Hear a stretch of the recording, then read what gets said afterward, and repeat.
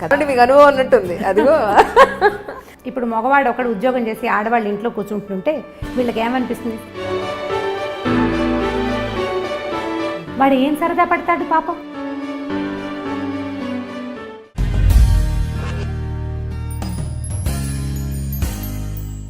Hi అండి, ఈనాడు దిల్సే with మీ అంజలిలో నా special guest ఎవరు అని అంటే రమారావి గారు. ఏమండి కరెక్టే చెప్పానా? రమారావి అంటున్నారు. రమారావి ఎవరు ఏంటి అనేది నేను పెద్దగా పరిచయం చేయక్కర్లేదని అనుకుంటున్నాను. ఎందుకు అనంటే ఆవిడ చెప్పే కథలు చిన్నపిల్లల నుంచి ఆల్మోస్ట్ పెద్దవాళ్ళ వరకు కూడా మనం చిన్నప్పుడు చందమామ పుస్తకాలు లేకపోతే ఇంకే కథల పుస్తకాలు చదువుకుని రిలాక్స్ అయ్యి ఏదో ఒక నీతి కథలో తెలుసుకునేవాళ్ళం. ఈరోజు మన కళ్ళకు పని చెప్పాల్సిన అవసరం లేదు. రమగారి కథలు అలా ప్లే చేసి మా ఇంట్లోనే ఎస్పెషల్ నేను పిల్లలు ప్రతిరోజు రాత్రి ఆవిడ మీ కథలు అలా ప్లే చేసి అలా నిద్రపోతామండి. విని అమ్మాయి అయిపోయిందా రైట్ నిద్రపోతాం అలాగే. సో మిమ్మల్ని ఇలా చూడడం నిజంగా చాలా సంతోషంగా ఉందండి. Welcome to my show Dil Se with me Anjali, Ramarao గారు. Thank you. నేను ఇది ఎక్స్పెక్ట్ చేయలేదు. నిజంగా చాలా సంతోషంగా ఉంది మిమ్మల్ని ఈరోజు ఇలా కలవడం. ఎందుకు అనిపించింది అసలు మీకు ఈ కథలు ఇలా చెప్పాలి అని థాట్ ఎందుకు వచ్చింది మీకు? యాక్చువల్గా ఇది నా థాట్ కాదు. అవునా? నిజం చెప్పాలంటే నేను మామూలుగా కథలు ఎప్పుడూ చెప్తూనే ఉంటాను. ఏదో ఒక సందర్భంలో మామూలు జనరల్ టాక్లో కూడా మామూలుగా మాట్లాడేటప్పుడు కూడా కథలు చెప్పే అలవాటు ఉంది నాకు. ఓకే. ఒక స్కూల్లో కథలు చెప్తుండేదాన్ని. అనుకోకుండా ఇప్పుడు నన్ను గెస్ట్గా నన్ను పిలిచిన జయ వాళ్ళ అమ్మగారితో పరిచయం అయింది నాకు. ఓకే. తనకేదో ప్రోగ్రామ్కి అవసరపడి వాళ్ళు నా కోసం వెతుకుతున్నారు, నా ఫోన్ నెంబర్ కోసం. నేను ఇంకొక ఫ్రెండ్తో కలిసి విజయలక్ష్మి అని తనకి నేను గాడ్ సిస్టర్గా ఉంటాను. ఓకే. సో నేను వెళ్తున్నాను, మీరు నన్ను వాళ్ళు అడిగారన్నమాట. తను చెప్పలేదు నాకు. ఓకే. నాకు పని ఉంది సుమన్ టీవీలో, మీరు రండి అని నన్ను తీసుకెళ్ళింది తనకు తోడు. ఓకే. నేను అక్కడికి వెళ్ళాక నాతో ఒక కథ చెప్పించారు, నాన్న పులి. ఓహో, చాలా సింపుల్ కథ కదా, వాళ్ళు ఇంప్రెస్ అవుతారని నేను అనుకోలేదు. బట్ అతను ఏమన్నారంటే ఈ సేమ్ డిక్షన్ మీరేం మాట్లాడుతున్నారో అదే కావాలి అన్నారు. జస్ట్ ఒక ట్రయల్ లాగా చేసాము. అది ఇంత బాగా వర్కౌట్ అవుతుందని నేను అనుకోలేదు. ఓకే. అంటే all credit goes to Jaya and Vijayalakshmi. Okay. ఇందులో నా ప్రయత్నం అంటే నేను ప్రత్యేకంగా దీనికోసం ట్రై చేసింది అయితే సీరియస్లీ ఏం లేదు. అంటే మీది ఎలా ఉంటుందంటే అండి, చాలా న్యాచురల్గా మన ఇంట్లో వాళ్ళు మన కోసం కథ చెప్పినట్టుగా ఉంటుంది తప్ప ఒక ఛానల్ కోసం లేదా ఒక టీవీలో వర్క్ చేసే ఆ హంగులు ఆర్భాటాలు హంగామాలు ఏమీ లేకుండా మన ఇంట్లో పర్సన్ నాకే చెప్తున్నారు కదా, మన ఇంట్లో చుట్టాలు లేదా మన రిలేటివ్స్ నా మనిషి నాకు చెప్తున్నారు అన్నట్టుగా ఉంటుంది మీరు కథ చెప్తే. అందరూ అలాగే ఫీల్ అవుతాను నిజంగా. ఇది ఒక కొత్త ఎరా అండి మీరు మొదలు పెట్టింది. అంటే నేను అట్లా అనుకోవట్లేదు అంజలి. నిజం చెప్పాలంటే నేను మామూలుగా కూడా ఇలాగే మాట్లాడతాను.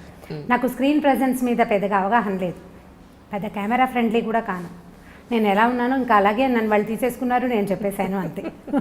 దానికోసం ట్రై చేసామనుకోండి, నేను కొంచెం ఏదైనా యాక్ట్ చేసి ఉండేదాన్నేమో. నా ప్రయత్నం ఏం లేదు కదా, అనుకోకుండా జరిగింది. ఇది జరిగింది ఇలా కంటిన్యూ అయిపోయింది అనమాట. నేను ఎప్పుడూ అలాగే ఉంటాను, బయట లోపల కూడా ఏం తేడా లేదు. అవును. దాన్ని జనాలు అంత ప్రజలు యాక్సెప్ట్ చేయటమే నా అదృష్టం. నిజంగా. అవును నిజంగా. అయితే ఈ తరం పిల్లలు చాలా అదృష్టవంతులు అనిపిస్తుంది నాకు. ఎందుకంటే మా అప్పుడు చందమామ పుస్తకాలు వచ్చి చదువుకుని ప్రతి తెలుసుకునేవాళ్ళం. ఇప్పుడు పుస్తకాలు చదవడం అనేది చాలా మట్టుకు తగ్గిపోయింది, తెప్పించుకోవడం తగ్గిపోయింది. ఇంట్లో ఉన్న ఇవేం చదువుతాంలే, మాట్లాడితే ఫోన్లు లేదంటే ల్యాప్టాప్లు కెండిల్ ఇవే సరిపోతున్నాయి. కానీ పెద్దవాళ్ళు లేరు ఇప్పుడు కథలు చెప్పడానికి, తల్లిదండ్రులు పిల్లల దగ్గర ఉండే అవకాశం లేదు. అదే. సో ఇక పిల్లలకి ఏదైనా నీతి తెలుస్తుంది ఒక కథల రూపంలో అంటే అది రమారావి గారి దారని ఈరోజు నాకు తెలిసినంత వరకు. ఎందుకంటే నేను చాలామందికి చెప్పాను, మా అన్నయ్య పిల్లలకి, మా పెద్దమ్మ గారి పిల్లలు వాళ్ళందరికీ రమారావి అని కొట్టండి, అందులో మంచి కథలు దొరుకుతాయి. మీరు ఉన్నా లేకపోయినా వాళ్ళు ఏదో టైం వేస్ట్ చేసేస్తున్నారు ఫోన్లో లేదా ఇంకేదో చేస్తున్నారు బదులు అట్లీస్ట్ ఇది వింటే కనీసం ఎంతో కొంత మంచి తెలుసుకుంటారు ఆ కథల ద్వారా అని చెప్పి. సో మీరు దొరకడం నేటి జనరేషన్ పిల్లలకు అదృష్టంగా నేను డెఫినెట్గా భావిస్తున్నాను. రమా గారు అంటే పిల్లల కంటే తల్లులు ఎక్కువ వింటున్నారని అనిపిస్తుంది నాకు. నాతో కలిపి. అవును అవును. అంటే ఇప్పుడు జయ కూడా సీరియస్లీ తనకే ఒక కథ కావాలన్నమాట. అవును. అంటే ఇది నేనేమనుకుంటానంటే పిల్లలు వీటిని డైరెక్ట్గా చూస్తారని నేను భావించట్లేదు మొదటి రోజు నుంచి. తల్లులకి చెప్పటమే, తల్లులే పిల్లలకి. ఇప్పుడు నేను ఒక నేరేషన్ ఏదో ఒక పద్ధతిలో చెప్తాను, ఈ నా రకమైన భాష ఇప్పుడు నా ప్రజెన్స్ నేను పెద్దదాన్ని, ఇలా కాకుండా ఇప్పుడు యంగ్ మదర్ అనుకోండి 25-30 ఇయర్స్ ఉంటాయి, పిల్లలకి తల్లులు చెప్పే విధానం ఒకటి ఉంటుంది, వాళ్ళ భాష వాళ్ళ తాలూకా ఎక్స్ప్రెషన్ ఒక లెవెల్ ఉంటుంది కదా. అలాంటి దాంట్లో వీళ్ళు తెలుసుకున్న కథని ఆ లెవెల్లో కనుక పంపిస్తే ఇస్తే పిల్లలకి ఇంకా బాగా వెళ్తుందని భావిస్తాను నేను. ఇప్పుడు నేను ఒక మాట చెప్పాను అనుకోండి మా అబ్బాయికి, అదే మాట మా అక్కయ్య చెప్తే ఒక రకంగా ఉంటుంది, నేను చెప్తే దాంట్లో 4 తిట్లు యాడ్ చేసినప్పటికీ నేను చెప్పింది కరెక్ట్గా వెళ్తుంది నా పిల్లాడు కాబట్టి. అట్లా వెళ్తాయని నేను అనుకున్నాను.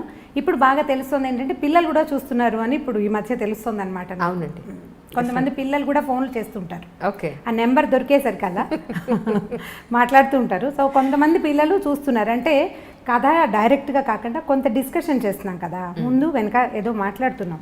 సో ఈ మాట్లాడే మాటలతోటి పిల్లలు ఏమైనా అఫెండ్ అవుతారా, కష్టపెట్టుకుంటారా అలా అనిపిస్తుంది నాకు. పిల్లలు ఇలా ఉంటారు, ఇలా చేస్తారు, వాళ్ళని మనం ఇలా చేయాలి అని చెప్పే మాటకి వాళ్ళు ఫీల్ అవుతారని భావిస్తున్నాను. లేదు, ఎందుకంటే నేను చెప్తా చూడండి, ఇప్పుడు పెద్దవాళ్ళు చెప్పినట్టు పెరట్లో ఉన్న చెట్టు వైద్యానికి పనికిరాదని నేను ఎంత చెప్పినా తల్లి వాళ్ళ పిల్లలకి ఎంత చెప్పినా ఎక్కదు. అదే అన్లెస్ అదే విషయాన్ని చక్కగా మీ మాటల్లో గుచ్చినట్టుగా మీ మాట ఎక్కడా కూడా డైరెక్ట్గా వెళ్ళి సూత్తో గుచ్చినట్టుగా ఎక్కడా ఉండదు, చాలా సాఫ్ట్గా వెళ్ళి తగులుతూ ఉంటుంది అర్థం చేసుకునే వాళ్ళకి. అయితే వాళ్ళు అనేది ఏంటంటే, అమ్మ నువ్వు చెప్పినట్టే ఉంది కానీ మేడం చెప్తే వినబుద్ధి అవుతుంది, నాకు రమ్మగారు చెప్తే వినబుద్ధి అవుతుంది. మా అబ్బాయి 8th క్లాస్ చదువుతున్నాడు, వాడు ఏ రోజున అదే క్రికెట్ ఏదైనా చూస్తానంటే కనుక, సరే అయితే క్రికెట్ చూడొద్దు, రమ్మగారి స్టోరీ నీకు ఓకే కదా, సరే అదే పెట్టి నేను చూస్తాను ఫస్ట్ అని మొదలు పెట్టాడు.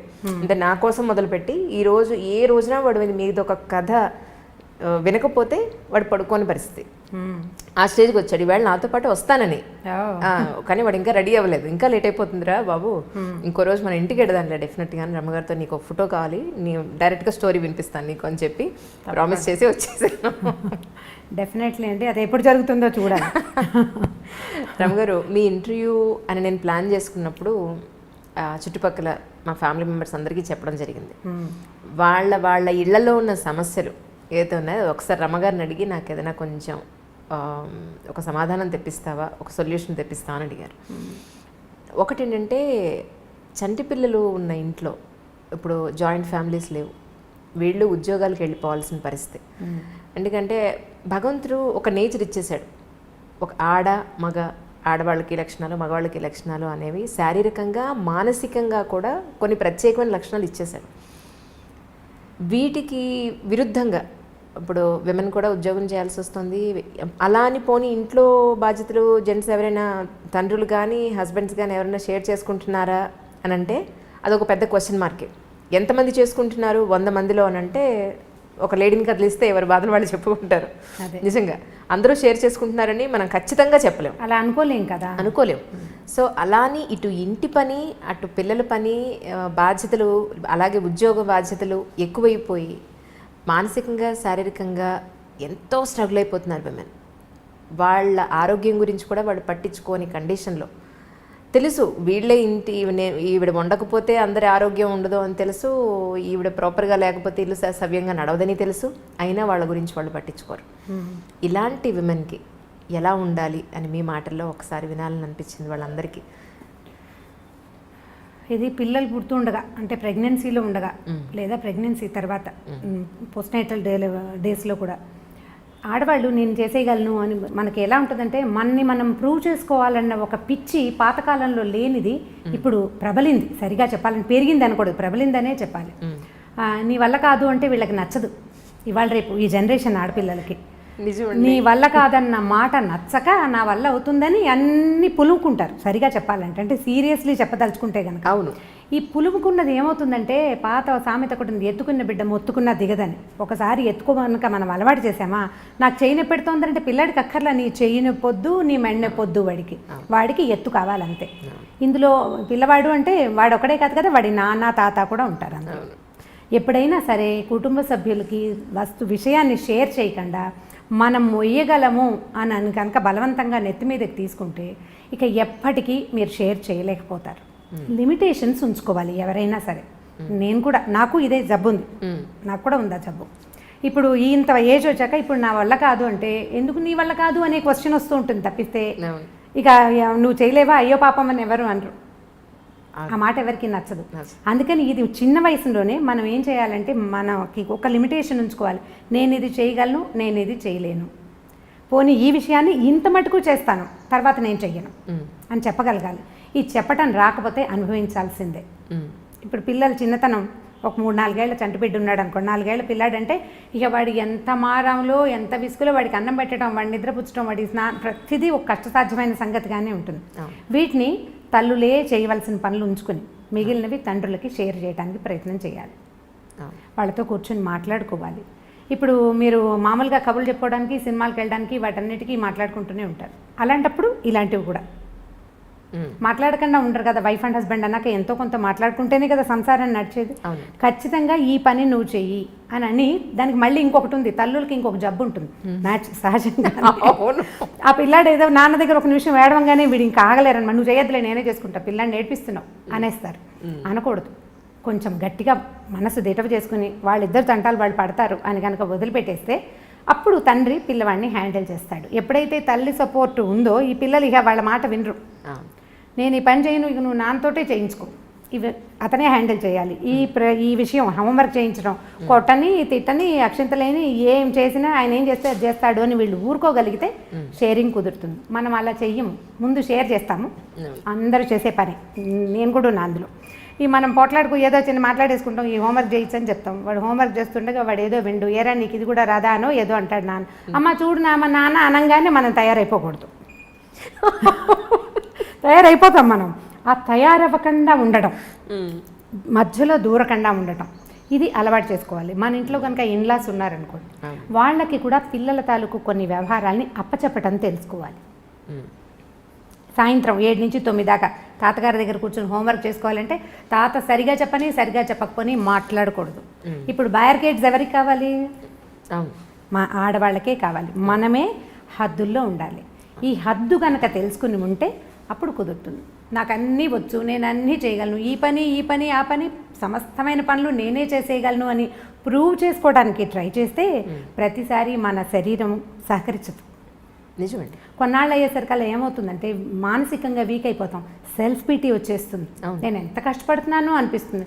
మీరు ఈ ఉద్యోగస్తుల్ని ఎవరిని కదపండి. మొన్న ఏదో ఆఫీస్కి వెళ్ళాం, పోస్టల్ డిపార్ట్మెంట్లో మా ఫ్రెండ్కి ఏదో పని, నేను ఎంత కష్టపడుతున్నాను అంటారు. ఎవరికోసం కష్టపడుతున్నావు? నీ గుర్రాన్ని కూర్చుతోకుంటే అది ఊపుకొని దాని మీద ఉన్న ఈగలు తోలుకుంటుంది. నువ్వు కష్టపడేది నీ కోసమే కానీ దేశం కోసం కాదు. నువ్వు, నీ ఇల్లు, నీ పిల్లలు, మహా అయితే నీ కజిన్స్, నువ్వు ఎవరికైనా హెల్ప్ చేస్తుంటే అంతేనా? దేశానికి ఏమైనా ఉపయోగమా? ఏం లేదు కదా. నేను చాలా కష్టపడుతున్నాను అనే సెంటెన్స్ని మర్చిపోవాలి. నేను నా కోసమే పనిచేస్తున్నాను, ఇది పెద్ద కష్టం కాదు. ఒకవేళ ఇది కష్టమా, దీన్ని నేను షేర్ చేస్తాను, చేయాల్సిందే. మా పిల్లలు నా మాట వినకపోతే నేను మా అక్కయ్యలకు అప్పచెప్పేస్తాను. ఇవి పలానా విషయంలో వాడు వెండు, మా అక్కయ్య పిల్లలకి అప్పచెప్పేస్తాను. ఎవరే వీడిని కొంచెం కనుక్కుంటారా, నాకు తెలియట్లేదు. నేను అసలు అడగను ఆ విషయం. వాళ్ళే మాట్లాడుకుని ఓకే పిన్ని ఏం పర్వాలేదని చెప్తారు.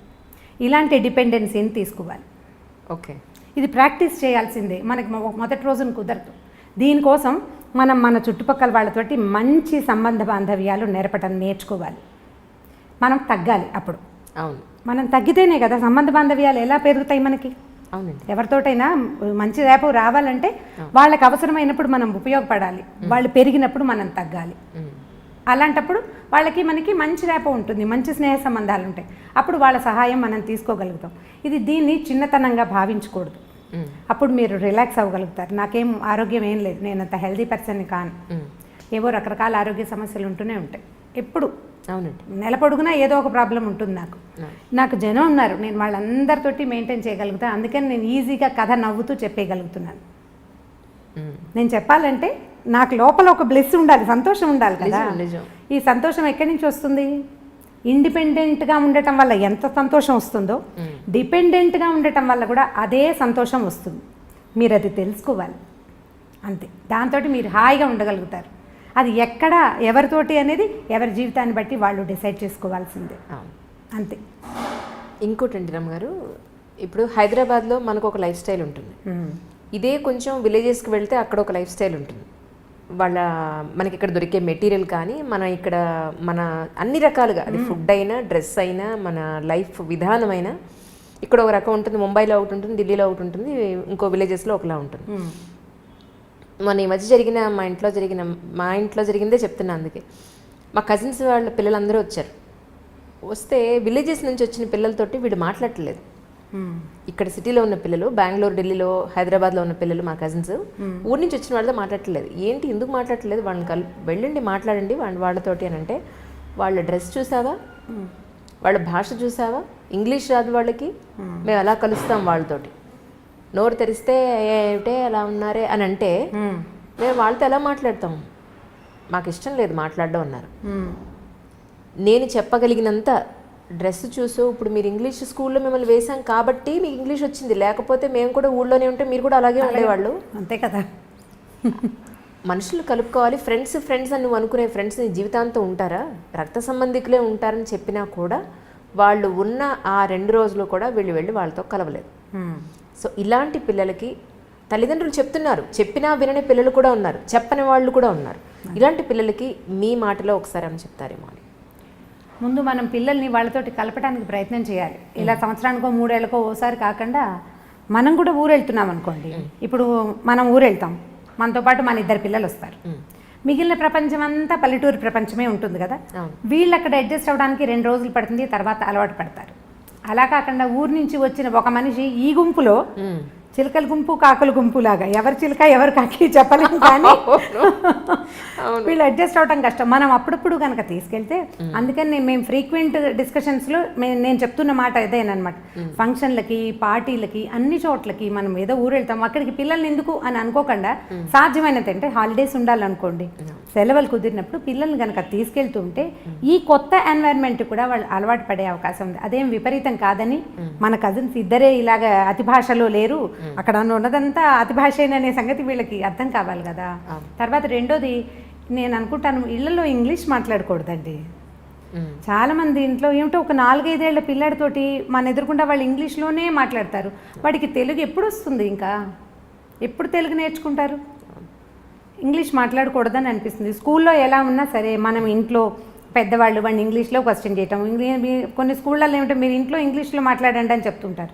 మా వాడి స్కూల్లో చెప్పాను నేను, అలా అయితే కనుక నేను స్కూలే మానిపించేస్తాను. నాకు ఇంగ్లీష్ రాదు, ఏదో 2 ముక్కలు తెలుసు అంతే, నాకేం రాదు. ఒకవేళ వచ్చినా నేను మాట్లాడను. మా దగ్గర ఇంగ్లీష్ వచ్చిన వాళ్ళు బోల్డ్ మంది ఉన్నారు, వాళ్ళు ఎవరు ఇంగ్లీష్లో మాట్లాడరు. ఇంకా తెలుగు ఎప్పుడు నేర్చుకుంటారు? వచ్చే తర్వాత తరాలకి తెలుగే ఉండదు. ఇప్పుడు మనం మూలాలు తెలుసుకోండి అని ఒక స్లోగన్ పట్టుకున్నాం, నిన్న మొన్నటి నుంచి ఈ మధ్య స్టార్ట్ అయింది కదా.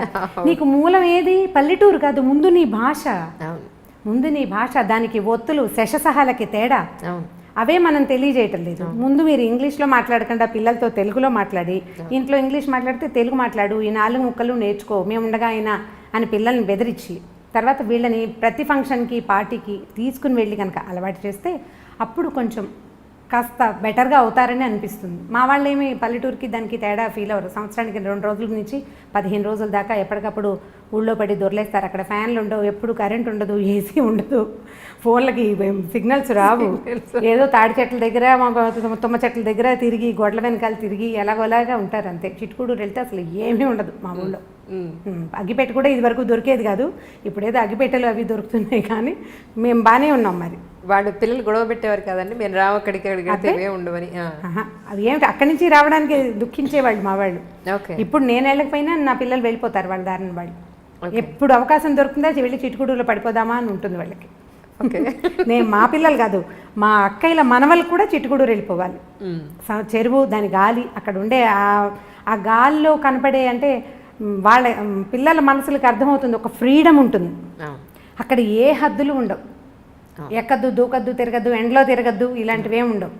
ఓ చోట కూర్చో మాట ఏముండదు. అరే తాడి చెట్టు ఎక్కుతున్నాడు, హెల్ప్ చేయండి రా అని ఎవరో ఒకడు, ఇంకో కుర్రాడు వచ్చి ఈ చిన్న పిల్లాడు తాడి చెట్టు ఎక్కుతుంటే వాడిని ఎక్కిస్తారనమాట పైకి. మా అబ్బాయిలు కొబ్బరి చెట్లు అవి ఎక్కడం వచ్చు. మేము సిటీలోనే వాళ్ళు పుట్టి పెరిగిన, వాళ్ళ నాన్నగారు కూడా ఇక్కడే పుట్టి పెరిగారు. అయినా సరే వెళ్ళటం వల్లే వదిలేయండి కాస్త. ఇప్పుడు మనకు చుట్టాలు లేరనుకుందాం, పల్లెటూళ్ళు తీసుకెళ్ళండి, ఎక్కడైనా స్టే చేసేందుకు అవకాశం తీసుకుని. మీరు అలా గనక వెళ్తే మూలాలు తెలుసుకోవటం కాదు, వాళ్ళని వాళ్ళు తెలుసుకుంటారు. మనం ఇవాళ దీంతోటే పుట్టలేదు, ఇంతకుముందు ఇంకోటి కూడా మన జీవితాల్లో ఉండేది అనే సంగతి వాళ్ళకి అర్థం అవుతుంది. ఇదే ప్రత్యేకమైన విషయం కాదు, మీరు అడిగారు కాబట్టి నేను ఆన్సర్ చెప్పాను, కానీ సహజంగా జరిగిపోతున్నాయి ఇవి. ప్రత్యేకంగా ఏం చేయట్లేదు, మూలాలు తెలుసుకోవడం కోసం వెళ్ళటంలా మేము, మా ఊరు మేము వెళ్తున్నాం అంతే. అలాగే ఇంకొకటి రమ్మ గారు, సిటీలో ఇప్పుడు మీరు నేను నెక్స్ట్ అడగబోయే క్వశ్చన్ మీ దాంట్లోనే మొదలైపోయింది యాక్చువల్లీ. ఫ్రీడమ్ అనేది టీనేజ్ పిల్లలకి, అమ్మాయి అయినా అబ్బాయి అయినా సరే, అదొక పెద్ద టీనేజ్ పిల్లల్ని మేనేజ్ చేయడం, పెంచడం అనేది తల్లిదండ్రులకి వసిధార వ్రతం లాగా ఉంది. అసలు తలకు మించిన భారం అయిపోయింది ఈరోజు, ఎస్పెషల్లీ సిటీస్లో. విలేజెస్లో అంత లేదు, కానీ అక్కడ అక్కడ క్వశ్చన్ చేయాలంటేనే అమ్మ నాన్న వాళ్ళని ఒక మాట అండం ఏంటి అనే ఒక చిన్న ఇది ఉంటుంది, భయం భక్తి కనపడుతుంది. ఇక్కడ మన సిటీలో అది కనిపించట్లేదు. వాళ్ళది ఏంటంటే ఫ్రీడమ్ అనే దానికి, విచ్చలవిడితనానికి డిఫరెన్స్ తెలియట్లేదండి. మా అమ్మ పార్టీలకి, బర్త్డే పార్టీలకి పంపదు. మా అమ్మ లేదా బయట ఫ్రెండ్స్ ఈరోజు పార్టీ, వీకెండ్ పార్టీ చిల్ అవుదామంటే మా అమ్మ పంపదు. లేదా మా అమ్మ హెయిర్ కలర్ వేసుకుంటానంటే వద్దంటుంది. మా అమ్మ నాకు మినిమం ఫ్రీడమ్ ఇవ్వదు. ఒక ఫోన్ వచ్చి నేను లోపలికి డోర్ వేసుకుని మాట్లాడతానంటే మా అమ్మ ఒప్పుకోదు. ఫోన్ వస్తే లోపలికి వెళ్ళి ఎందుకు మాట్లాడాలి, బయట ఎందుకు మాట్లాడకూడదు, మేము అందరూ ఉన్నాం కదా ఇక్కడ ఎందుకు మాట్లాడకూడదు అంటుంది. మా అమ్మ నాకు ఇవ్వాల్సిన మినిమం ఫ్రీడమ్ కానీ లేదు ప్రైవసీ కానీ ఇవ్వట్లేదు. అసలు ప్రైవసీకి, ఒక వాళ్ళకి ఇవ్వాల్సిన స్వేచ్ఛకి, విచ్చలవిడితనానికి మీ మాటల్లో ఒకసారి. అంటే దీనికి ఇప్పుడు మనం మూలఛేదం చేసుకోవాల్సిందే ఈ ప్రశ్నకి సమాధానం చెప్పాలంటే. ఇప్పుడు పార్టీలకు వెళ్ళి చిల్ చేయటము, హెయిర్ కలర్ వేసుకోవటము పిల్లలకి ఎలా తెలుస్తున్నాయి? తమ తోటి వాళ్ళు చేయటం వల్ల ఒకటి, లేదా సోషల్ మీడియా వల్ల. ఇప్పుడు వీళ్ళు ఏదో నెట్లో యూట్యూబ్లో చూడడానికి చూస్తారు, రకరకాల హిందీవి షార్ట్ ఫిల్మ్స్, వీడియోస్ చూస్తుంటారు. అందులో చూసిన దాన్ని కాపీ చేయాలనుకుంటారు అంజలి ప్రధానంగా. ఇప్పుడు మనం యూట్యూబ్లోనే ఇవన్నీ రకరకాల ప్రోగ్రాములు చేస్తున్నాం. ఇప్పుడు దీంతో పాటు మనం ఏదో సంస్కారాలు వీటిని గురించి తెలియజేయాలని మనం అనుకుంటున్నట్టే ఫ్రీడమ్ని తెలియజేసేస్తున్నారు నానా రకాలుగా. ఇంగ్లీష్ వీడియోస్ కానీ, హిందీ వీడియోస్ కానీ మీరు చూడండి, ఒక అమ్మాయి అబ్బాయి చాలా ఫ్రెండ్లీగా ఉండటం, వాళ్ళిద్దరూ బెస్ట్ ఫ్రెండ్స్గా ఉండటం కోకొల్లలుగా కనపడతాయి. ఆడపిల్లలు ఇష్టారాజ్యంగా హెయిర్ కట్లు, చిన్నవి పొన్నవి బట్టలు వేసుకోవటమే మనం చూస్తాం. ఇప్పుడు మనం చూసిన పిల్ల న్యాచురల్లీ అది కాపీ చేయాలని అనుకుంటుంది. అది జరిగేదే కదా. అక్కడి నుంచి ఓ 10 మంది పిల్లలు చూసారనుకోండి, ఓ 2 పిల్లల తల్లులు కొంచెం ఫ్రీగా ఆలోచించేవాళ్ళు, పిల్లలు ఇష్టారాజ్యంగా పోనీ ఇవాళ రేపు ఫ్యాషన్ అని భావించేవాళ్ళు ఓ 2 చేయనిస్తారు. మిగిలిన 8 మందికి వాళ్ళ మీద ఫ్యాన్సీగా ఉంటుంది. వాళ్ళ ఒక 5-6 కష్టపడి ఎలాగో ఇరికి అందులో జ్వరపడతారనుకోండి, ఓ 2 ఉండిపోతాయి డక్లింగ్స్ వెనకాల. వీటికి ఏమనిపిస్తుంది, ఈ బాతులన్నీ ముందుకు పోతున్నాయి, నన్ను పోనివ్వటం లేదని పేరెంట్స్ మీద ఒక కచ్చా అయిష్టము ఏర్పడతాయి. ఇప్పుడు ముందు పోతున్న ఈ 8 బాతుల్ని మనం ఏ రకంగా కంట్రోల్ చేయగలుగుతాం? మనం ఎక్కడ కట్ చేయాలి దాన్ని? ఎక్కడ కట్ చేయాలి? ముందు మనం మూలఛేదం చేసుకోవాల్సి వస్తుంది. దీనికి ఇక వేరే మార్గం ఏదీ లేదు. పల్లెటూళ్ళల్లో కూడా ఇందుకు భిన్నంగా లేరు. మీరంటే ఊళ్ళల్లో బాగుందనుకుంటున్నారేమో, నేను ఫ్రీక్వెంట్ పల్లెటూళ్ళు వెళ్తూనే ఉన్నాను కదా, నాకు బాగానే తెలుసు. అక్కడ కూడా ఎప్పుడు ఫోన్లలో ఉండే పిల్లలు, ఎంతసేపు చాటింగ్ చేసే పిల్లలు. మొన్న నేనేదో సినిమాకి వెళ్ళాను, సంవత్సరానికి ఒకసారి వెళ్తాం. సినిమాలో కూడా అమ్మాయి ఫోన్ చేసి నొక్కుతుంది. స్టేటస్ నువ్వు సినిమా థియేటర్లో ఉన్న సంగతి ఎవరికైనా ఎందుకు తెలియచేయాలి? అసలు ఎందుకు? అసలు ఏమిటి, అదే పిచ్చి అయిపోయింది కదండి నిజంగానే. ఆ సినిమా ఎన్నిసార్లు అమ్మాయి ఫోన్ మోగుతుందో, పిల్ల నా పక్కన కూర్చున్న పిల్ల నొక్కుతూనే ఉంది. ఇక ఆ చీకట్లో దాని ప్రతిభా విశేషాలు ఏమిటో. అర్జునుడు ఎందుకు పనికిరాడండి వాళ్ళ ముందు? ఎలా టకటకటకటక, అసలు ఎంత వేళ్ళకి ఎంత స్పీడో, నా కళ్ళు దాని వేళ్ళని పట్టుకోలేకపోయినాయి. నేను ఓల్డ్ అయ్యాను, అది మరీ యంగ్గా ఉందో. అమిత స్పీడ్, చకచక మెసేజ్ చేయడం, వెంటనే సమాధానం రావటం. సినిమాలో ఉన్నంతసేపు ఆ అమ్మాయి ఏదో ఒక మెసేజ్ పెడుతూనే ఉంది. పక్కన అమ్మాయి ఏం చేస్తున్నావు అని అడిగితే స్టేటస్ పెడుతున్నా. థియేటర్లో ఉన్నానని స్టేటస్ పెట్టాలా? నువ్వు సినిమా చూస్తావు, బజార్ వెళ్తావు, దానికి తోడు మనకి ఇప్పుడు గూగుల్ మ్యాప్ ఒకటి ఉంది. అంటే ఇది కరెక్టో కాదో నాకు తెలియదు, కానీ నేను ఎక్కడికి వెళ్ళినా అది నన్ను ప్రశ్నిస్తుంది, నువ్వు ఫలానా పాన్ షాప్ దగ్గర నుంచి అది నీకు నచ్చిందా అని. ఎగ్జాక్ట్లీ వాళ్ళకి దొరికిపోతున్నావు. అంటే ఒక కన్ను ఎప్పుడు మనల్ని చూస్తూ ఉంటుంది. మనం ప్రపంచాన్ని చూస్తూనే ఉన్నాం. ఇంత ప్రపంచంలో ఉన్న ఇన్ని రకాలు చూస్తున్నప్పుడు పిల్లలు దాన్ని కాపీ చేయాలనుకోవటం చాలా సహజం. ఎందుకంటే పిల్లలు కాపీ చేయటమే వాళ్ళ నేచర్. మనిషే కాపీ జీవి సరిగా చెప్పాలంటే. మనమే నేర్చుకుంటాం కదా, పిల్లలు ఇంకా ఎక్కువ నేర్చుకుంటారు. వాళ్ళు చూసేది ఏం చూస్తారో దాన్ని బట్టే వాళ్ళు అడుగుతుంటారు. ఫ్రీడమ్ ఇవ్వటము ఇవ్వకపోవటం అనేది దట్ పేరెంట్స్ తాలూకు ఉద్దేశాలు. కానీ మీరు మంచి స్కూల్లో చేరుస్తాము, ఇప్పుడు పెద్ద సర్కిల్ వెళ్ళే స్కూల్ అనుకుందాం, మన శక్తికి మించి కూడా ఒక్కొక్కసారి. ఇప్పుడు మిగిలిన వాళ్ళంతా ఒక వేషం వేస్తున్నప్పుడు మన బాతు పిల్లని ఆ వేషం వేయనివ్వకూడదంటే ఎలా కుదురుతుంది? నీకు స్కూల్ కావాలి, వేషం వద్దు అంటే సాగదు. మన లెవెల్ ఆఫ్ దీంట్లో ఉన్నప్పుడు మనకేమనిపిస్తుంది, అబ్బాయి ఇలా మరీ మిడిల్ క్లాస్ లెవెల్లో ఉన్నారు, హై క్లాస్ దాంట్లో చేరిస్తే పిల్లలకి ఎక్స్పోజర్ అదొక పెద్ద పదం. అవును. ఇప్పుడు ఈ ఎక్స్పోజర్ అనేది మంచి చెడు రెండు ఉంటాయి. మనం ఒకదానికి ఒప్పుకుని రెండో దానికి అబ్బే నో అనడానికి అసలు కుదరదు. అదే కదా, అది కుదరదు. ఇక అసలు నువ్వు చేయకూడదు. మీరు ఎక్కడ మార్చాలి దీన్ని? నేను అందుకే మూలఛేదం చేయటం ఇది అని చెప్తున్నాను. మీరు ఎక్కడి నుంచి మారాలి? ముందు మారాల్సింది ఎవరు కదా? మరి అలా కాదు. మరి ఇప్పుడు బాగా చదివించాలనే ఉద్దేశంతో ఒక మంచి స్కూల్లో వేద్దాం, మనకి ఇన్కమ్ లేకపోయినా సరే ఏదో కష్టపడి చేద్దామని జాయిన్ చేస్తుంటే చదువు కాకుండా మిగిలిన విషయాలు నేర్చుకుంటున్నారు తప్ప చదువు నేర్చుకుని రావట్లేదు. చదువు నేర్చుకుంటారు. ఇప్పుడు ఇది ఎలా ఉందంటే వర్షం పడాలి, నేను అనుకున్న చోటే నేను ఎక్కడ తవ్వాను అక్కడే పడాలంటే ఎలా కుదురుతుందండి? మన దగ్గర తప్పు లేదు, మనం చేస్తున్నదే పొరపాటు కాదా? అవునా కాదా? అంతేనంటారా? ఖచ్చితంగా. ఇప్పుడు మీరు సూటిగా అడిగారు, సూటైన సమాధానం కావాలంటే మీకు ఇది సూటైన సమాధానం. మీకు వర్షం, మీరు వాన ప్రార్థించి ఒక చిన్న మబ్బుని, ఒక తునకని నేను ఇక్కడ తవ్వాను, నేను ఇక్కడ పదును చేసి పెట్టుకున్నాను, ఇక్కడే వాన కురునైనా అని మనం అడగగలమా? పోనీ అలా అడిగినా కూడా అక్కడెక్కడో పైన పడే మేఘానికి ఎలా కంట్రోల్ ఉంటుంది? చుట్టుపక్కల అన్ని చోట్ల పడుతుంది. అది అన్ని చోట్లకి పడవలసిందే. మీరు కంట్రోల్ చేయాల్సింది ఎక్కడంటే ముందు మనకి అత్యాశలు ఉన్నాయి చూడండి, వాటి దగ్గర కంట్రోల్ చేయాలి. ఏమన్నా హై ఎక్స్పెక్టేషన్స్, గ్రేట్ ఎక్స్పెక్టేషన్స్ని కొద్దిగా మినిమైజ్ చేయాలి, తగ్గించుకోవద్దు. కొంచెం మినిమైజ్ చేస్తే అప్పుడు ఇవి కూడా మినిమైజ్ అవుతాయి. ఇవి మినిమైజ్ అవుతాయి. ఇప్పుడు మన పిల్ల కాపీ చేయడానికి స్కూల్లో ఒక్క పిల్ల, మనకు ఒక పిల్ల ఉంది, ఇది కాపీ చేయడానికి స్కూల్లో ఒక్క పిల్ల ఉంది అనుకోండి. ఒక పిల్లని పెద్దగా కాపీ చేయరు, ఊరికే కొంచెం సరదాగా ఉంటుంది, ఉత్సాహంగా ఉంటుంది, అలా చేయాలండి. మనం వద్దంటే మానుకుంటారు. ఆ 10 మంది పిల్లల్లో 7 అలాంటి వాళ్ళే అయితే ఈ 3 బాతు పిల్లల్ని మనం కంట్రోల్ చేయలేకపోతాం. మరి 10 ఉన్న చోట జాగ్రత్తగా సెలెక్ట్ చేసుకోవాలి. మీరు సెలెక్ట్ చేసుకునే స్కూల్స్, మనం పిల్లల్ని పంపించే సోషల్ ఎన్వైర్న్మెంట్ ఎలా ఉంది, మన వాళ్ళు ఏం చూస్తున్నారు, దానిని బట్టే పిల్లల ఆలోచన విధానం ఉంటుంది. అంతే. ఈ స్వేచ్ఛ విషయంలో ఏం చెప్తారు మీరు? ఏది స్వేచ్ఛ, ఏది విచ్చలవిడతనం అని అంటే అది ఎలా తెలుస్తుంది?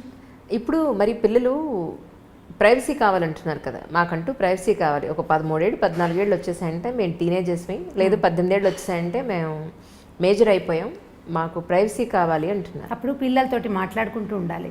పిల్లలకి అవసరాలు ఉంటాయి.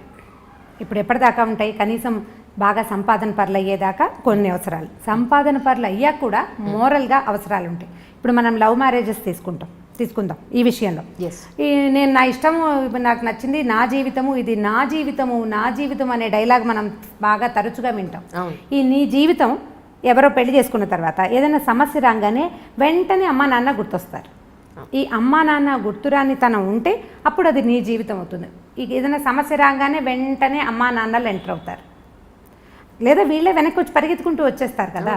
వీళ్ళు పరిగెత్తుకొస్తారు, మా అమ్మా నాన్న కూడా అయ్యో పిల్ల సమస్యల్లో ఉందని దగ్గరికి తీసేస్తారు. ఇప్పుడు ఇది మనం చిన్నప్పటి నుంచి అలవాటు చేయాలని నేను అనుకుంటానండి. వాడు ఏదో పడ్డాడు, మా పిల్లాడు కింద పడంగానే వాడిని ఎత్తుకొచ్చేసి వాడిని కదలనీయకుండా నోట్లో అన్నం పెట్టేసి కాళ్ళు కట్టేసి వాడు బాత్రూమ్కి వెళ్తానంటే ఎత్తుకు తీసుకెళ్ళకుండా కుంటాడని వదిలిపెట్టేసి ప్లేట్లో అన్నం కలిపి చేతిలో పెట్టి నీ దారి నువ్వు తిను అని కనుక వదిలిపెడుతుంటే పడిన తర్వాత వాడు ఇప్పుడు తను ఆడుకుని పడ్డాడు, వాడు ఇండిపెండెంట్గా అవటానికి అవకాశం ఉంటుంది. రేపొద్దున ఏదైనా సమస్య వస్తే నేను మళ్ళీ అమ్మా నాన్న దగ్గరికి వస్తే వీళ్ళు చచ్చినట్టు చేస్తారనే నమ్మకాన్ని పిల్లలకి ఇవ్వకూడదు. స్వేచ్ఛ కావాలంటే నువ్వు తీసుకో, ఏ ప్రాబ్లం వచ్చినా నువ్వు నన్ను పిలవకూడదు, నీ అంతటి నువ్వు చేసుకోగలవా? ఓకే, నేను సంవత్సరం నెలకి ఇంత సంపాదించి చూపించు నువ్వు నాకు, ఏది ఈ పని చేసి డబ్బులు తీసుకో నువ్వు. మొన్న ఒక వీడియో చేసాం ఈ మధ్య, పిల్లలకి పని చేయించి వాళ్ళకి డబ్బులు ఇవ్వండి అంటే చాలా నెగిటివ్గా, అంటే జనరల్గా నేను అన్ని నెగిటివ్ కామెంట్స్ ఎప్పుడూ చూడలేదు. ఈసారి అప్పుడు పాడైపోరాండి, డబ్బులు చూపిస్తే పిల్లలు పాడైపోరాండి అని చాలామంది అడిగారు. డబ్బులు చూపిస్తే పిల్లలు పాడైపోతారా? మీరు చూపించే అతి ప్రేమ వల్ల కదా పిల్లలు పాడైపోయేది. డబ్బుతోటి పిల్లలు పాడవరు, వాడి కష్టానికి సరిపడా డబ్బులు తీసుకుంటే కనుక కష్టానికి డబ్బుకి విలువ తెలుస్తుంది, పిల్లలకి ఇండిపెండెంట్గా అవుతారు.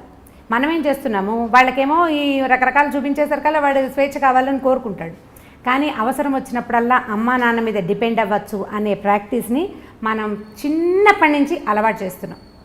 మిగిలిన దేశాలకి ఇండియాకి ఉన్న డిఫరెన్స్ ఏంటంటే వీళ్ళకి మోరల్గా, మన దగ్గర మోరల్ సపోర్ట్కి పేరెంట్స్ మీద డిపెండెన్సీ అనేది అసలు బై జీన్స్ తరాల వెంబడి మనకు అది ప్రాక్టీస్ అయింది. ఏదైనా కష్టం రాగానే నాన్న అనో అమ్మ అనో ఏడుస్తాం మనం. మిగిలిన దేశాల్లో కొంచెం తక్కువ ఉంది అది. వాళ్ళు ఫ్రెండ్స్ మీదో లేకపోతే వాళ్ళ మీద వాళ్ళేనో డిపెండ్ అవుతారు. గివ్ మీ సమ్ రూమ్ అంటుంటారు, చాలా సినిమాల్లో కనపడుతుంది. వాడికి స్పేస్ కావాలన్నమాట, వాడిని వదిలిపెట్టేయాలి వాడి కష్టానికి. మన దగ్గర కష్టానికి ఏముండదు, ఏదైనా కష్టం రాగానే వీళ్ళకి మనుషులే కావాల్సి వస్తారు. మనం ఆ ప్రాక్టీస్ ఇస్తున్నాం. ఈ ప్రాక్టీస్ ఇవ్వకుండా ఉండాలని నేను భావిస్తానండి. చాలా చిన్నప్పటి నుంచే 7-8 ఏళ్ల పిల్లాడు, వాడి వాళ్ళ హోంవర్క్ రాయలేదు, మాట వినలేదు, టీచర్కి ఎక్స్ప్లెనేషన్ ఉత్తరం రాయమంటే నేను రాయను, నువ్వు రాసుకో లేదా నువ్వు చెప్పుకో. పిల్లాడిని టీచర్ కొడుతుంది, ఓర్చుకోండి. వాడు రెండోసారి అది చెయ్యడు. మనం ఓర్చుకోవటం ప్రాక్టీస్ చేయాలి. అప్పుడే మన పిల్లలు ఇండిపెండెంట్గా ఉంటారు. ఆటే స్వేచ్ఛ కోరుకోరు. ఏదైనా సమస్య వస్తే వాడే హ్యాండిల్ చేయాల్సి వస్తే అప్పుడు సమస్యలు రానివ్వని పందాలోకి వెళ్ళడానికి చూస్తాడు. ఇప్పుడు మనం మామూలుగా కొంచెం పెద్ద అయ్యాక తీసుకుందాం. టీనేజర్స్గా మనం కూడా ఉన్నాం కదా, అప్పుడు మనకేం ఒళ్ళు తెలియలేదు ఎవరైనానో. అంటే ఇప్పుడు ఉన్నంత స్వేచ్ఛ ఇది వరకు లేదనుకోండి, ఇప్పుడు తెలుస్తుంది. ఇప్పుడు మన పిల్లలు వచ్చాక మనం కూడా ఇలాగే చేసాము అని జ్ఞాపకం వస్తుంటుంది. మన అమ్మలు ఒకరు సపోర్ట్ చేస్తుంటారు, మా పిల్లలు ఇలా చేయలేదమ్మా అంటుంటారు. ఏ కాలానికి ఆ కాలమే, ఎప్పటిదప్పుడే. ఆ రోజుల్లో అదే ఎక్కువ. ఇప్పుడు ఈ టీనేజ్లో ఓవర్ యాక్షన్ చేసే పిల్లల్ని 1-2 రోజులు వాడికి కావాల్సిన రెగ్యులర్గా మనం అందించే విషయాలు కొన్ని ఉంటాయి కదా, అవి అందించకుండా వదిలిపెట్టేయండి. ఓకే, ఇది ఒక సొల్యూషన్ కింద వాడుకోండి. అయితే పిడికి బియ్యానికి ఒకే మంత్రంలాగా అన్నిటికీ ఇదే చేయకూడదు. ఓకే, అన్నిటికీ కాదు. టీనేజ్ పిల్లాడంటే 16 ఏళ్ళు 18 ఏళ్ళు అనుకోండి, వాడికి మార్నింగ్ ఎవరో ఒకళ్ళు నిద్ర లేపాలి, కాఫీయో టీయో పాలో ఎవరో ఒకళ్ళు ఇవ్వాలి. వాడంతటి వాడు ఏం చెయ్యడు. వాడి బట్టలు ఇస్త్రీలో ఉండాలి, లేకపోతే వాడి షూస్కి సాక్స్కి అంటే లంగర్ అందదు కదా, అవి ఎక్కడో ఇవి ఎక్కడో ఉంటాయి. ఆ రెండింటిని సింక్రనైజ్డ్గా తల్లులు పెడుతుంటారు సాధారణంగా. ఈ సింక్రనైజేషన్లో అవి చెయ్యొద్దు. చేయకుండా వాడే వెతుక్కుని, వాడే తీసుకుని, వాడే టవలారేసుకుని, వాడే టవల్ తీసుకుని ఇలాంటి పనులు కొద్ది రోజులు కనుక చేయనిస్తే కొంత బుద్ధి వస్తుంది. ఇది నాకు ప్రాక్టికల్గా తెలుసు. యూనివర్సిటీకి వెళ్ళకముందు, ఖరగ్పూర్ వెళ్ళకముందు మా అబ్బాయికి వెళ్ళి 2 ఏళ్ళ తర్వాత మా అబ్బాయికి చాలా డిఫరెన్స్ ఉంది. ఎంత డిఫరెన్స్ అంటే హస్తిమశకాంతరాన్ని నేను గమనించాను. నేను ఎక్కడైనా కూర్చుంటే లేదా మంచినీళ్ళమ్మ నువ్వు లేవకు నేనే తీసుకుంటాను. అంతకుముందు అమ్మ మంచినీళ్ళు, అమ్మ అమ్మ అమ్మ అమ్మ ఇక అమ్మ పాటకి అంతులేని పాటగా ఉండేది. దానికి అంత వచ్చింది. నువ్వు లేవకలేదు, తలుపు కొట్టినా వాడు అన్నం తింటూ లేచి తలుపు తీయడానికి రెడీ అయిపోతున్నాడు. సో డిఫరెన్స్ ఖచ్చితంగా వస్తుంది. వాడే చేసుకోవాల్సి వస్తే వాళ్ళకి కొంత జ్ఞానం వస్తుందండి. మన దగ్గర ఉన్న పిల్లల్ని మీరు ఇలా చేసి చూడండి. ఈ పని మనం 9 ఏళ్ల పిల్లలకి దగ్గర నుంచి స్టార్ట్ చేయొచ్చు. 9 లోపల డిపెండెన్సీ ఉంటుంది. చిన్న పిల్లలు 9 నుంచి వీళ్ళకి ప్రీ టీన్స్ మొదలైపోతాయి ఖచ్చితంగా. ఆడ మగ కూడా. ఆడపిల్లలు ఇంకా కొంచెం ముందే ఉన్నారు. ఇవాళ రేపు పాత రోజుల్లో 14 వస్తే కానీ ప్యూబర్టీ అంటే టీన్స్ ఎఫెక్ట్ తెలిసేది కాదు. ఇప్పుడు చాలా చాలా ఎర్లీగా వస్తున్నాయి బికాజ్ ఆఫ్ సోషల్ మీడియా. ఖచ్చితంగా ఇప్పుడు మన పిల్లలు చూడరు. మా పిల్లలకి ఫోన్ ఇవ్వమండి అంటారు. ఫోన్ ఇవ్వరు మీరు, దాని ఫ్రెండ్స్ చూస్తారు కదా, బయట దొరకదా ఏంటి? దొరుకుతుంది. రెండోది ఏంటంటే మన ఫుడ్ కూడా, ఆహారం వల్ల కూడా ఈ ప్రీటీన్స్ అవ్వడానికి ఖచ్చితంగా ఆహారం చాలా పెద్ద పాత్ర వహిస్తుంది. మనం రకరకాలు తింటున్నాం. ఇప్పుడు దేంట్లో నుంచి మనం బయటపడగలుగుతాము? ఇదేంటంటే మనం గొంగట్లో కూర్చుని పెరుగన్నం తింటున్నట్టే. గొంగట్లో కూర్చుని పెరుగు అన్నం తింటాం. వెంట్రుకలు వచ్చినాయి ఏరుకుంటే ఇట్లా ముద్దకి 100 వెంట్రుకలు వస్తాయి. గొంగలి చేయబడేదే వెంట్రుకలతోటి. ఇప్పుడు మన పరిస్థితి అదే. మన స్కూళ్ళు అంతే, మన కాలేజీలు అంతే, అసలు మన సొసైటీయే అలా ఉంది. దీంట్లో నుంచి బయటపడడం మన వల్ల కాదు. మనం ఏం చేయాలంటే చిన్న చిన్న మార్పులను సాధించడానికి ప్రయత్నం చేయాలి. దీన్ని పూర్తిగా మార్చే పాతకాలం మన పుట్టకల నాడు ఉన్నట్టుగా చేయాలని అనుకుంటే నిజంగా భ్రమ. అది చేయలేం మనం. ఎందుకంటే మనం 20లు 10ల నుంచి 2లు 3లలోకి వచ్చేసాం. 20లు 10లు లేవు. అవి ఎప్పుడో సంవత్సరానికి 1-2 సార్లే మనం కలుస్తున్నాం కదా. ఈ 2-3 జనాల్లో నుంచి దీన్ని ఎట్లా సాధించగలుగుతాం మనం? ఒక మంచి మాట చెప్పేవాళ్ళు లేరు. ఇంకా మీరు ఈ మాట మీరు అడగండి అని నేను చెప్తున్నాను. కొన్ని ఇళ్లలో ఉన్న పెద్దవాళ్ళు పిల్లలకి ఏ రకంగానూ హెల్ప్ చేయట్లేదని ఎన్ని కంప్లైంట్లు ఉంటాయో. అవును, నేను ప్రతిసారి ఇంట్లో పెద్దవాళ్ళు ఉంటే అని చెప్పగానే మా ఫ్రెండ్ ఒకరు ఫోన్ చేశారు, మీరు ఈ డైలాగ్ చెప్పొద్దు రమ్మగారు, నాకు ఇష్టం లేదు ఇలా మీరు చెప్తుంటే. ఏంటంటే మా అత్తగారు ఉన్నారు, ఆవిడ ఏమీ చెయ్యరు. ఆవిడ ఏదో రామాయణం భారతం చదువుకుంటారట. ఆవిడ దారిని ఆవిడ చదువుకుంటారు. ఆవిడే చదువుకుంటారు కానీ ఒక్క మాట చెప్పరు. పిల్లలకు ఒక్క మంచి మాట చెప్పరు. ఆవిడ పుణ్యం పురుషార్థం అని డైలాగ్ ఒకటి ఉంటుంది. ఆవిడ పుణ్య పురుషార్థాలకే ట్రై చేస్తున్నారు కానీ పిల్లలకి ఏం చెప్పట్లేదు. ఆవిడ ఏవో వింటూ ఉంటారు. ఆవిడ వింటూ ఉండగా మనవడు ఆ చాగంటి వారిదో ఎవరివో కొన్ని విన్నాడనమాట. అలా వాడికి తెలిసినాయి తప్ప వాళ్ళ నాయనమ్మ వాడికి ఏం చెప్పలేదు, పెద్దవాళ్ళు ఉండటం వల్ల పెద్ద ఉపయోగం లేదండి, మీ పెద్దవాళ్ళు అంటే మా పాతకాలం వాళ్ళు అనమాట, వాళ్ళ వల్ల ఉపయోగం ఉండేదేమో, ఇప్పుడు వీళ్ళ వల్ల ఉపయోగం లేదు, మీరు ఎప్పుడు అదే డైలాగ్ కొడతారు, అందరూ అలా ఉండరు అని కూడా యాడ్ చేయండి దానికి. నిజమే నిజమే, ఇది కూడా యాక్సెప్ట్ చేయాల్సిన విషయమే. అంటే ఇప్పుడు నేను మా ఇంట్లో మా పెద్దకాయలను చూస్తాను, మా పెద్దకాయలు అంటే నాకంటే మా పెద్దకాయ దాదాపుగా 25 ఏళ్ళు పెద్దది, తన పిల్లలు కూడా నాకంటే పెద్దవాళ్ళు. మా అక్కయ్య ఉంటే ఎంత హెల్ప్ఫుల్గా ఉంటుందో వాళ్ళ ఇంట్లో, చాలా మంచి మాటలు, ఏదైనా సరే నాయనమ్మ చెప్తుంది అనుకుంటారు. ఈవెన్ మా పిల్లలు కూడా పెద్ద పెద్దమ్మ మీద చాలా ఎమోషనల్గా డిపెండ్ అవుతారు. తను లేదు ఈ ఊళ్ళో లేదని ఎంత ఫీల్ అయిపోతారో, పెద్దమ్మ లేదు అని. ఇప్పుడు కొంతమంది వాళ్ళకు కుదురుతాయి అవి, కొంతమందికి సాధ్యపడకపోవచ్చు, కానీ పెద్దవాళ్ళు ఉంటే ఎంతో కొంత ఎన్వైర్న్మెంట్ బాగుంటుందని ఫీల్ అవుతాను, అంటే నా అనుభవం అది. అందుకని నేను పదే అదే చెప్తాను, దానివల్ల ఏ హెల్ప్ ఉండదు, పైగా పెద్దవాళ్ళు ఉండేసరికల్లా మా రోజుల్లో ఇలా లేదు అని చావగొట్టేస్తుంటాను. ఇంకొకళ్ళు చెప్పారు, అసలు ఒక 20 సంఖ్యలో కనీసం ఇవి ఉన్నాయన్నమాట, పెద్దవాళ్ళ వల్ల ఉపయోగం లేదు, వాళ్ళు ఉండటం వల్ల ఇంకా ఎక్స్ట్రా బర్డెను, ఈ పిల్లలకి వాళ్ళకి లంగరందక చచ్చిపోతున్నాము, అవి రెండూ వస్తాయి సమస్య. వాళ్ళు చెప్పే మాటలు, చెప్పే విధానం పిల్లలకి నచ్చదో పట్టాను. మన వాళ్ళ ప్లేస్లో ఉన్న వాళ్ళకి అమ్మమ్మ ఎప్పుడూ ఇంతే, లేదా మా అమ్మ ఎప్పుడూ ఇంతే. ఇప్పుడు అమ్మమ్మలు కూడా మారాలి, కొంచెం అప్ టు డేట్ అవ్వాలన్నమాట, వాళ్ళు కూడా అప్ టు డేట్గా ఏదో అంటే కొంచెం పెరగాలి వాళ్ళును, పాత పద్ధతుల నుంచి కొంచెం బయటకు వస్తే కొద్దిగా ఏదైనా కొంత పిల్లలతోటి సంబంధ బాంధవ్యాలు ఏర్పరచుకునేందుకు అవకాశం ఉంటుంది. నిజం నిజం. అలాగే ఏమంటే పొల్యూషన్, ఎక్కడ చూసినా పొల్యూషన్ పెరిగిపోయింది. మనం ఏది తాగే పాల దగ్గర నుంచి రాత్రి పడుకోబోయేంత వరకు కూడా అంతా కల్తీనే. పిల్లలు బయట చూస్తే మనం ఇచ్చే బాక్సులు వాళ్ళు తింటారన్న గ్యారంటీ లేదు, డబ్బులు ఇస్తే ప్రాపర్గా ఏ పళ్ళో లేకపోతే ఇంకోటి తింటారన్న గ్యారంటీ లేదు, ఏం తింటారో మొత్తానికి ఆరోగ్యం చెడగొట్టుకుని అయితే వస్తారు అల్టిమేట్గా. మీరు చిన్నప్పుడు డబ్బులు ఇస్తే పళ్ళు కొనుక్కుని తిన్నారా? మాకు తాండ్ర దొరికేది మా ఊళ్ళో. అదే మీరు చేయలేదు, పిల్లల్ని చేయాలనుకుంటున్నారు. సో వాళ్ళ హెల్త్ విషయంలో ఎలా ఉంటే బాగుంటుంది అనేది, కొంచెం ప్లాస్టిక్ని తగ్గించుకోవాలి మనమే ఇంట్లో, ప్లాస్టిక్ని తగ్గించుకోవటము. మనం అంటే ఈ ప్రశ్నలు అన్నిటికీ మూలాలే ఉన్నాయండి, ప్రతిదానికి ఏ క్వశ్చన్ అడిగినా ఇది మనం మొదలుపెట్టింది మనమేనని ఆన్సర్ వచ్చేలాగా ఉంటుంది. మనం మొదట మానవుడు నిప్పు కనిపెట్టాడు కదా, అగ్ని కనిపెట్టారు, అగ్నితోటి ప్రమాదం ఉంటుందని కూడా తెలుసుకున్నాడు, హ్యాండిల్ విత్ కేర్ కదా. ఇప్పుడు తర్వాత కనిపెట్టిన ప్రతి వస్తువు, మన జీవన సౌలభ్యానికి వాడుకునే ప్రతి విషయము హ్యాండిల్ విత్ కేర్గానే ఉంది. మొదట పొయ్యి పెట్టుకునేవాళ్ళం, ఆ పొయ్యిలు అంటుకుని ఎప్పుడు ఇళ్ళు తగలపడిపోతుండే, మన చిన్నప్పుడు కూడా అగ్ని ప్రమాదాలు చూసేవాళ్ళం. గ్యాస్ స్టవ్ కనిపెట్టారు, బయోగ్యాస్ వల్ల అంత ప్రమాదం కొంచెం తక్కువ, ఎందుకంటే ఎక్కువ ఫ్లో ఉండదు కాబట్టి. కాల్ గ్యాస్ ఎంత సులువు, మొత్తం దేశం అంతా కాల్ గ్యాస్ అందించేసాం, దాంతో ప్రమాదాలు ఎంత ఎక్కువ ఉన్నాయి. ఇప్పుడు కారు, బైక్, స్కూటరు, మీరు ఏది పట్టుకోండి అవన్నిటికీ మనకి జీవితం ఎంత సులువు అయిందో వాటితోటి అంత ప్రమాదభూయిష్టంగానే ఉంది.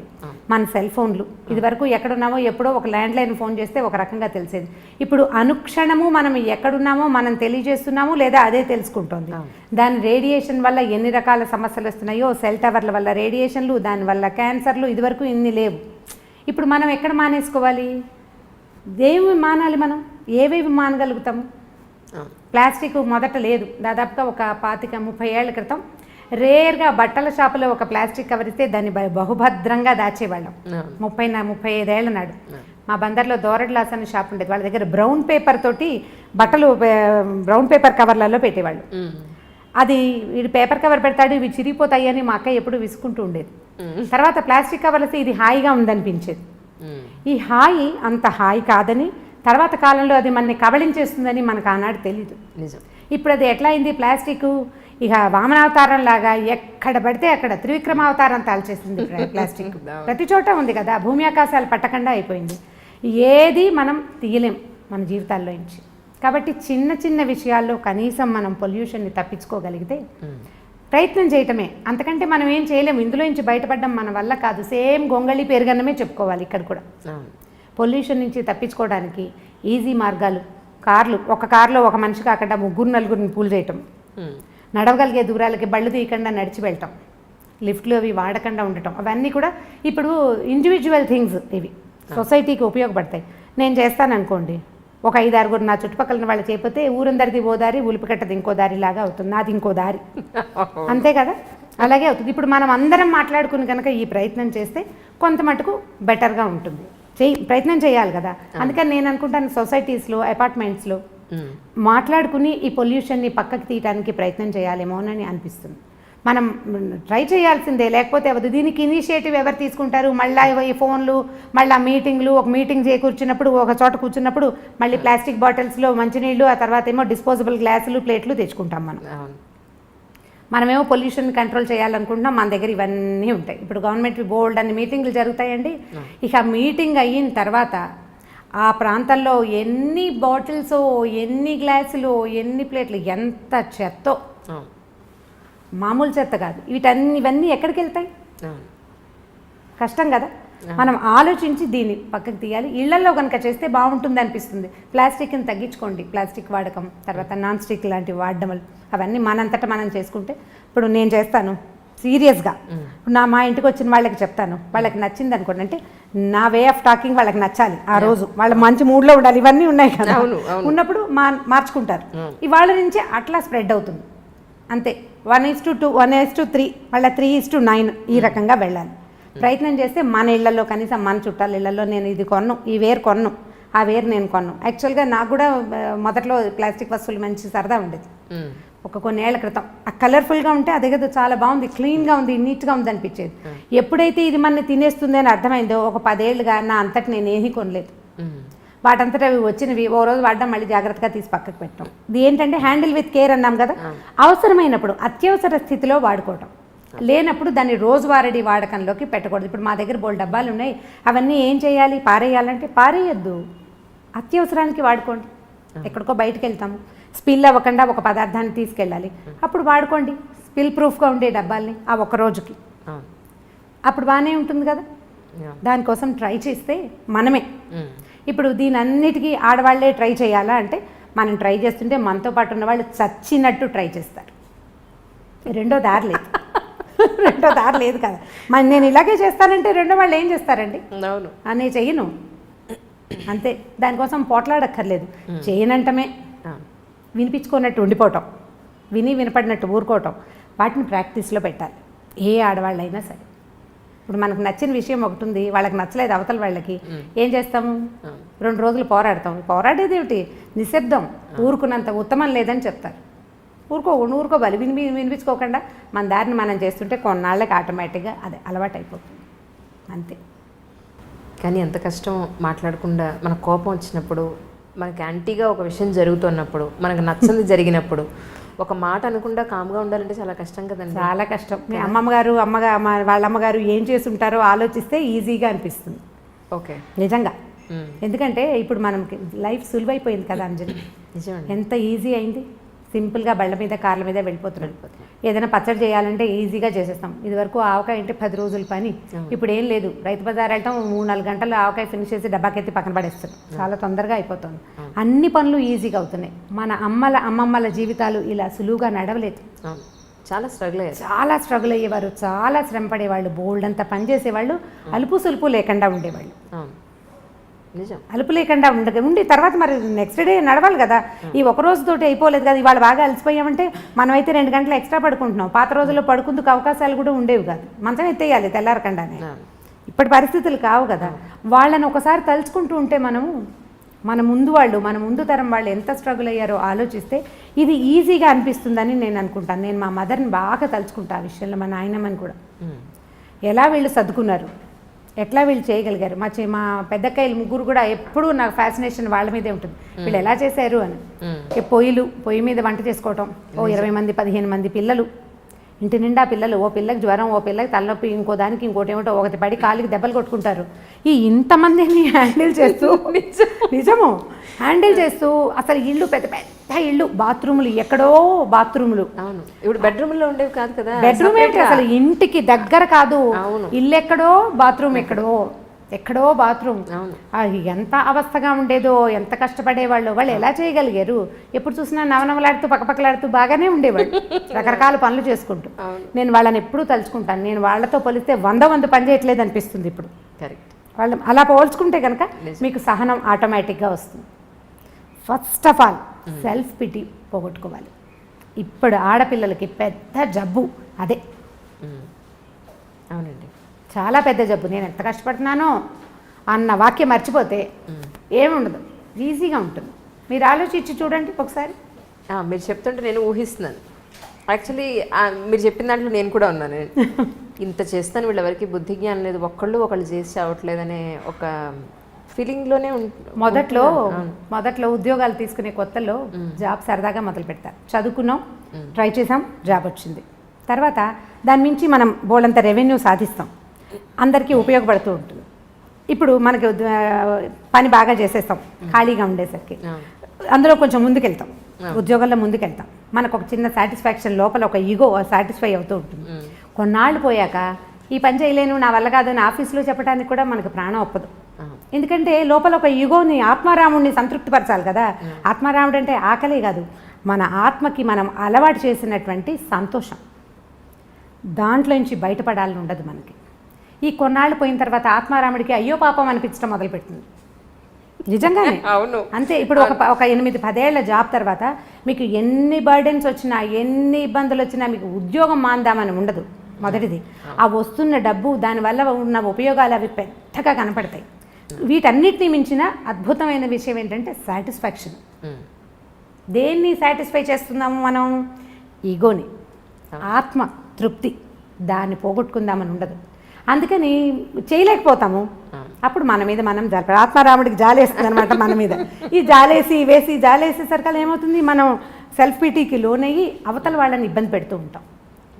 మీరు ప్రతి వాళ్ళు, ఇది వింటున్న ప్రతి వాళ్ళు, నా సెల్ఫ్ పిటీ తోటి నేను ఎవరెవరిని ఇబ్బంది పెడుతున్నాను అని కనుక ఆలోచించి లిస్ట్ రాస్తే మీరు ఊహించలేనంత పెద్ద లిస్ట్ వస్తుంది. చాలా పెద్దది ఆ లిస్టు. నేను కష్టపడుతున్నాను అని మొదట మన అమ్మల నాన్నల దగ్గర నుంచి అందరినీ ఇబ్బంది పెడతాం మనం.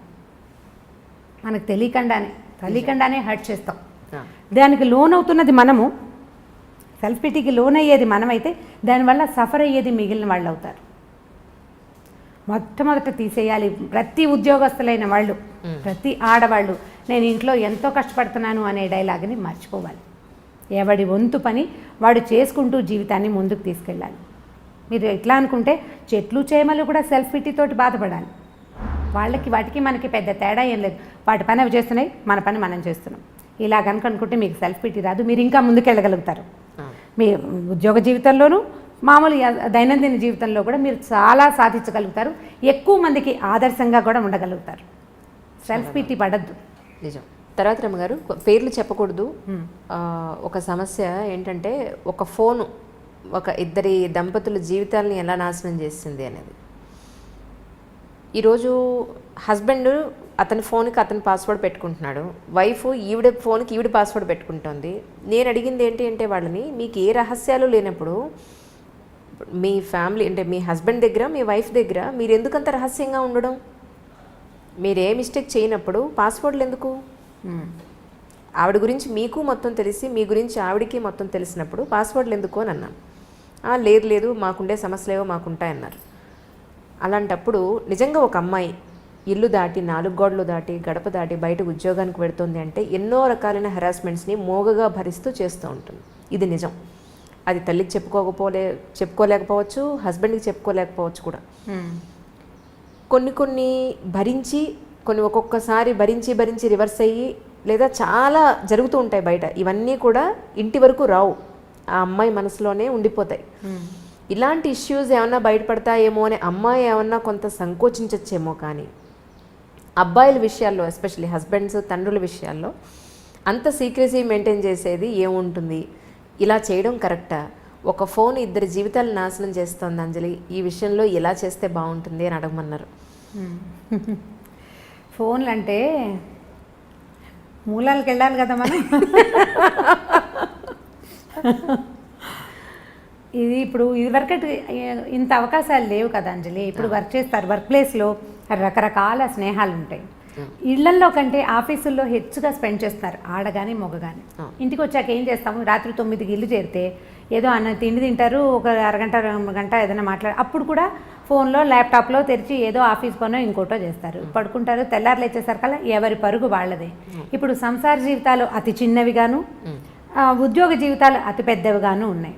వీళ్ళకి రకరకాల స్నేహాలు, రకరకాల ప్రలోభాలు, రకరకాల ఆకర్షణలు, ఇప్పుడు ప్రతివాడు అందులోంచి బయటపడి దాన్ని దగ్గరికి రానివ్వకుండా చేసి కంట్రోల్ చేసుకోగలిగే అవకాశం అందరికీ ఉండదు. ఎవడి ప్రలోభం వాడిది. ఇప్పుడు వీక్ మూమెంట్స్ అనేవి ఇదివరకు పాత రోజులైతే జీవితానికి 1-2 ఉండేవి. ఇప్పుడు ఎవ్రీడే ఒక వీక్ మూమెంట్ ఉంటుంది. ప్రతిరోజు ఏదో ఒక వీక్ మూమెంట్ ఉంటుంది.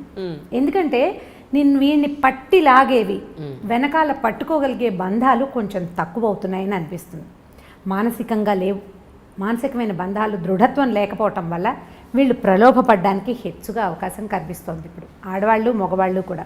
ఇందులో మగవాళ్ళు ఇలా చేస్తున్నారు, ఆడవాళ్ళు చేయటం లేదని మీరు అనుకోకండి. నేను ఫెమినిజంకి నేను బాగా వ్యతిరేకిని. ఎందుకంటే ఇప్పుడు ఆడవాళ్ళు ఏం చేయట్లేదు, ప్రతిసారి ఆడవాళ్లే విక్టిమ్స్గా లేరు. ఏం లేరు. మనం పేపర్ తెరిస్తే ఇప్పుడు వాళ్ళు దుర్మార్గులుగానే కనిపిస్తున్నారు, వీళ్ళు దుర్మార్గులుగానే కనిపిస్తున్నారు. సొంత పిల్లల్ని చంపేస్తున్న వాళ్ళు, పావుల్లాగా పెట్టిన గుడ్లని మింగేసేవాళ్ళు ఎంతమంది ఉన్నారు. మంచి అటు ఇటు కూడా ఉంది, చెడు కూడా ఉంది. ఇదివరకు కొద్దిగా తక్కువ ఉండేది పాత రోజుల్లో. ఇప్పుడు విశృంఖలత పెరిగింది. పిల్లలే కాదు, పెద్దవాళ్ళు కూడా దీనికి ఏమి అతీతులు కాదు. ఇప్పుడు ఇలాంటివి మీరు చెప్పినట్టు ఫోన్ కనుక మీ మధ్యలో ఉంటే ఈ బంధాన్ని బలపరచుకోవడానికి మనం ఏదైనా ట్రై చేయాలి. ఇప్పుడు గొడవ వచ్చింది, ఏదో ఫోన్ వల్లే అనుకుందాము, సెపరేషన్కి దారి తీస్తుంది ఇది. అవును, పోనీ సెపరేట్ అవుతావు, తర్వాత ఏం చేస్తావు? ఈ ప్రలోభం లేని మనుషులు ఉన్నారా ఇప్పుడు లోకంలో? లేరు కదా. సో దీన్ని తెలుసుకుని వదిలిపెట్టేయండి, దాన్ని వదిలించడానికి ప్రయత్నం చేయండి, మాట్లాడుకోండి. మాట్లాడాల్సిందే తప్పిస్తే రెండో దారి లేదు. ఇప్పుడు దీనికి ఎన్ని రకాల కారణాలు ఉంటాయో. వీళ్ళిద్దరికీ ఫ్రెండ్షిప్ సరైనది లేకపోవటం, వైఫ్ అండ్ హస్బెండ్కి సరైన సెన్సిటివిటీ, సన్నిహితత్వం, సాన్నిహిత్యం లేకపోవడం. ఫ్రెండ్షిప్ ఉండటం వేరు, సాన్నిహిత్యం ఉండటం వేరు కదా. భార్యాభర్త ఓన్లీ ఫ్రెండ్స్గా ఉండరు, సన్నిహితంగా ఉంటేనే మన మధ్య బంధం బలపడేందుకు అవకాశం ఉంటుంది. ఇప్పుడు ఇది కూడా తక్కువగా ఉంది. మధ్యలో పిల్లలు, లేకపోతే ఉద్యోగాలు, అది కూడా కాకపోతే ఈగోస్ రకరకాలు. వాళ్ళకో రకం, వీళ్ళకో రకం. ఇద్దరు ఒకే ప్రొఫెషన్లో ఉంటే ఓ రకము, చెరుకో ప్రొఫెషన్లో ఉంటే ఇంకో రకము. సంపాదనల్లో హెచ్చుతగ్గులు, తారతమ్యాలు. వాటి వల్ల ఏమవుతుంది, మనం మనుషులము, కలిసి ఉండటానికి పెళ్లి చేసుకున్నాము, కలిసి ముందుకెళ్దాము అనే అవగాహన ఉండటం లేదు ఆడమగకి కూడా. ఎంతసేపు నేను అనేదానికి పెద్ద పీట వేస్తున్నాం. పాత రోజుల్లో కుటుంబం అంటే మేము, మా వాళ్ళు అనేవాళ్ళం కదా. ఒక గుంపు, చిన్న చిన్న గుంపులుగా ఉండేవాళ్ళం. ఈ గుంపు మనము అనేది ఉండేది. క్రమంగా నేను, నా భార్య, నా పిల్లలు వచ్చింది. పెద్ద గుంపు నుంచి చిన్న చిన్న గుంపులు విడిపోయాం మనం. ఓ భర్త, భార్య, భర్త, ఓ 10 మంది పిల్లలు అనుకోండి. ఈ 10 మంది పిల్లల్లో మళ్ళీ సెపరేషన్ వచ్చింది. ఒక భార్య, ఓ భర్త, 1 or 2 పిల్లలు, నేను, నా పెళ్ళాము, నా పిల్లలు. ఇప్పుడు ఇది కూడా పోయి నేను అనేది వచ్చేసింది. అవును, నేను ఒక్కడనే కాను, నాతో పాటు ఓ భార్య ఉంది, ఓ 2 పిల్లలు ఉన్నారు. మేమిద్దరం కొట్టుకుంటే వీళ్ళ మీద ఎటువంటి ఇది వస్తుంది అనేది మగ కానీ ఆడ కానీ ఖచ్చితంగా మనం ఆలోచించాలి. పోనీ నువ్వేదో ప్రలోభపడ్డావు, నీకేదో స్నేహాలు ఉన్నాయి, ఏవో ఆకర్షణలు ఉన్నాయి, వీటి వల్ల సంసార జీవితం ఇబ్బందుల్లో పడితే పిల్లలతో పాటు మన పేరెంట్స్, ఆ అమ్మాయి పేరెంట్స్ వీళ్ళు కూడా ఇబ్బంది పడతారు అనే ఆలోచనలు కొంచెం తక్కువగా ఉంటున్నాయి. ప్రధానమైనది ఏంటంటే నేను అనే దానికి పెద్దపీట వేయటం మనం మానేయాలి. ఎవరైనా సరే కొద్దిగా సెల్ఫ్ తగ్గించుకోవాలి. ఒకవేళ అవతల వాళ్ళలో చిన్న తప్పు మనం కనిపెట్టామనుకుందాం, మీరు క్షమిస్తారా అని నన్ను అడగండి. కొంత క్షమించాలి. కొంత క్షమాగుణం కనుక మనం అలవర్చుకుంటే ఏదో చిన్న పొన్న తప్పుని లెట్ గో చేయటం నేర్చుకోండి. ఒక చిన్న తప్పు, దీన్ని రిపీట్ చేయొద్దు. మరి ఇప్పుడు మన పిల్లాడు అనుకోండి, మన కొడుకు లేదా మన కూతురు ఏదో పొరపాటు చేస్తారు, ఓ 2 చెంపకాయలు కొట్టి ఏదో తిట్టి ఒక పూట మనం కూడా అన్నం తింటాం మానేసి యథాశక్తి ఏడ్చి ఏం చేస్తాం, పిల్లని వెళ్ళిపో మా ఇంట్లో నుంచి అంటామా? అనం కదా, సర్దు కూరుకుంటాం. దాన్ని బ్రెయిన్లో ఒక పక్కన ఎక్కడో చుక్కలాగా పెట్టుకుంటాం, దాన్ని దాచిపెడతాం. నలుగురు ముందు మా అబ్బాయి ఇలా చేశాడని చెప్తారా మీరు?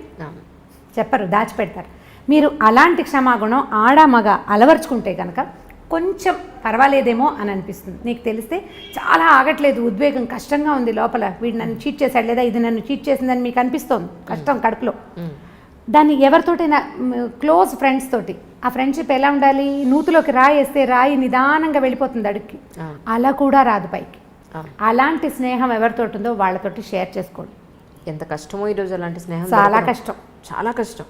మనం ఒక మాట చెప్తే దానికి చిలవలు పలవలు చేసేసి దానికి ఇంకా మసాలా యాడ్ చేసి మళ్ళీ ఎక్కడెక్కడి నుంచో మళ్ళీ తిరిగి మనకే వస్తుంది. అవును, మనం చెప్పిన ఒక సెంటెన్స్ 100 రకాల సెంటెన్సులుగా మన దగ్గరకు వస్తుంది. అవును, దీనికి ప్రయత్నం చేసి చూడండి. ఒకసారి లెట్ గో చేయటం వల్ల, క్షమించటం వల్ల మీకు లైఫ్ ఈజీ అవుతుంది.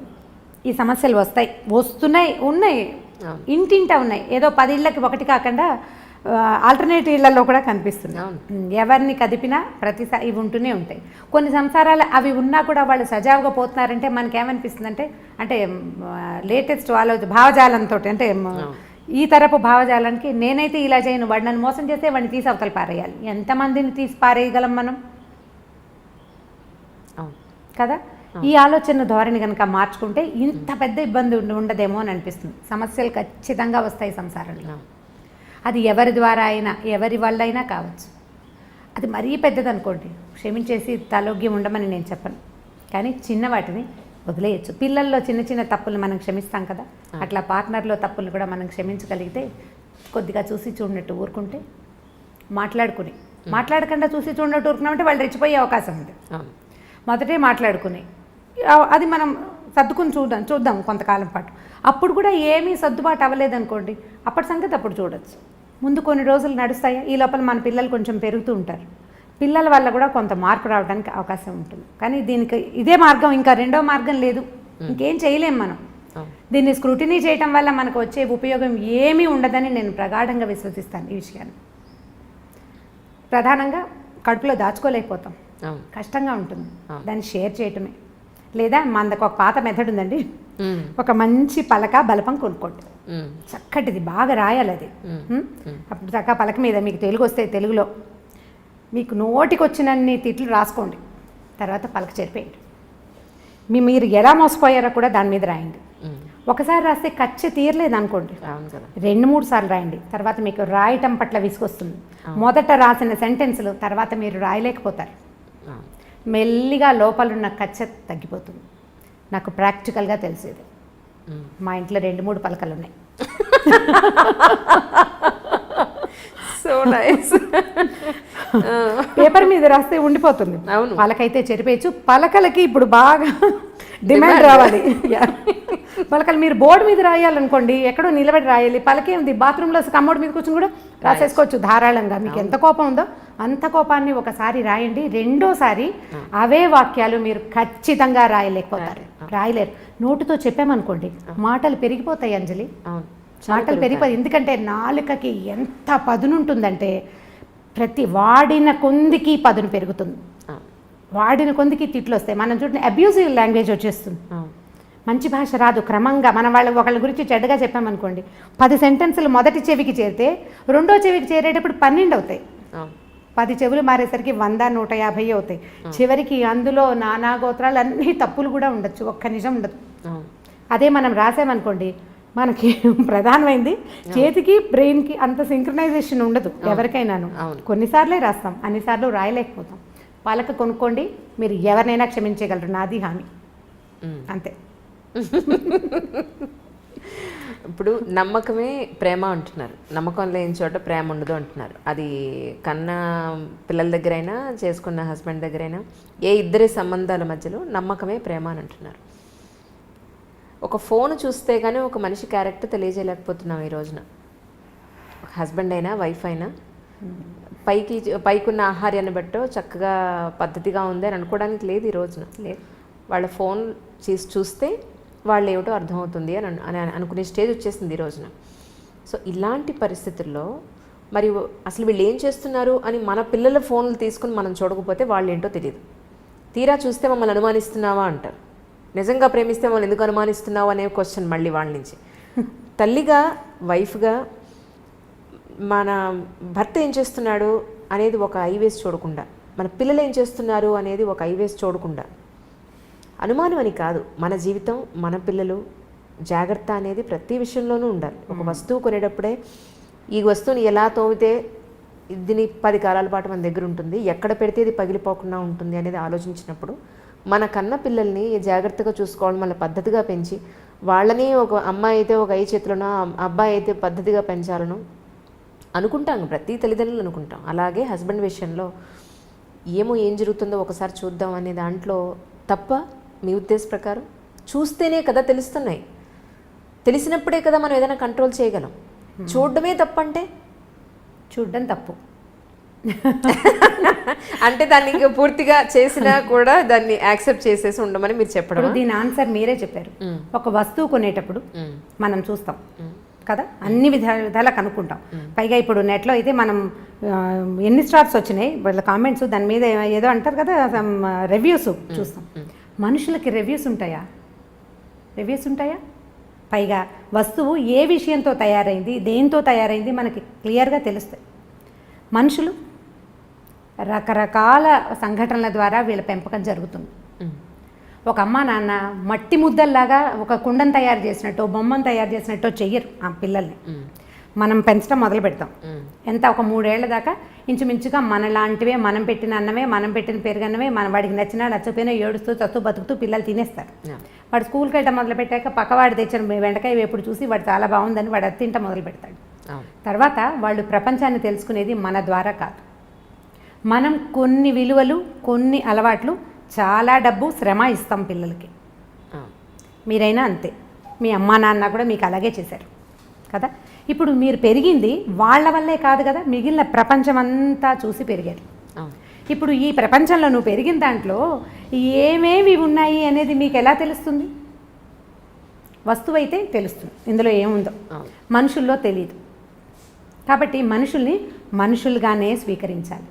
వాడి లోపలికి వెళ్ళి ప్రతి లోతులో ఉన్నది తెలుసుకోవడానికి పుస్తకాలు కాదు కదా మనుషులు. మనం నిదానంగా తెలుసుకుంటాం.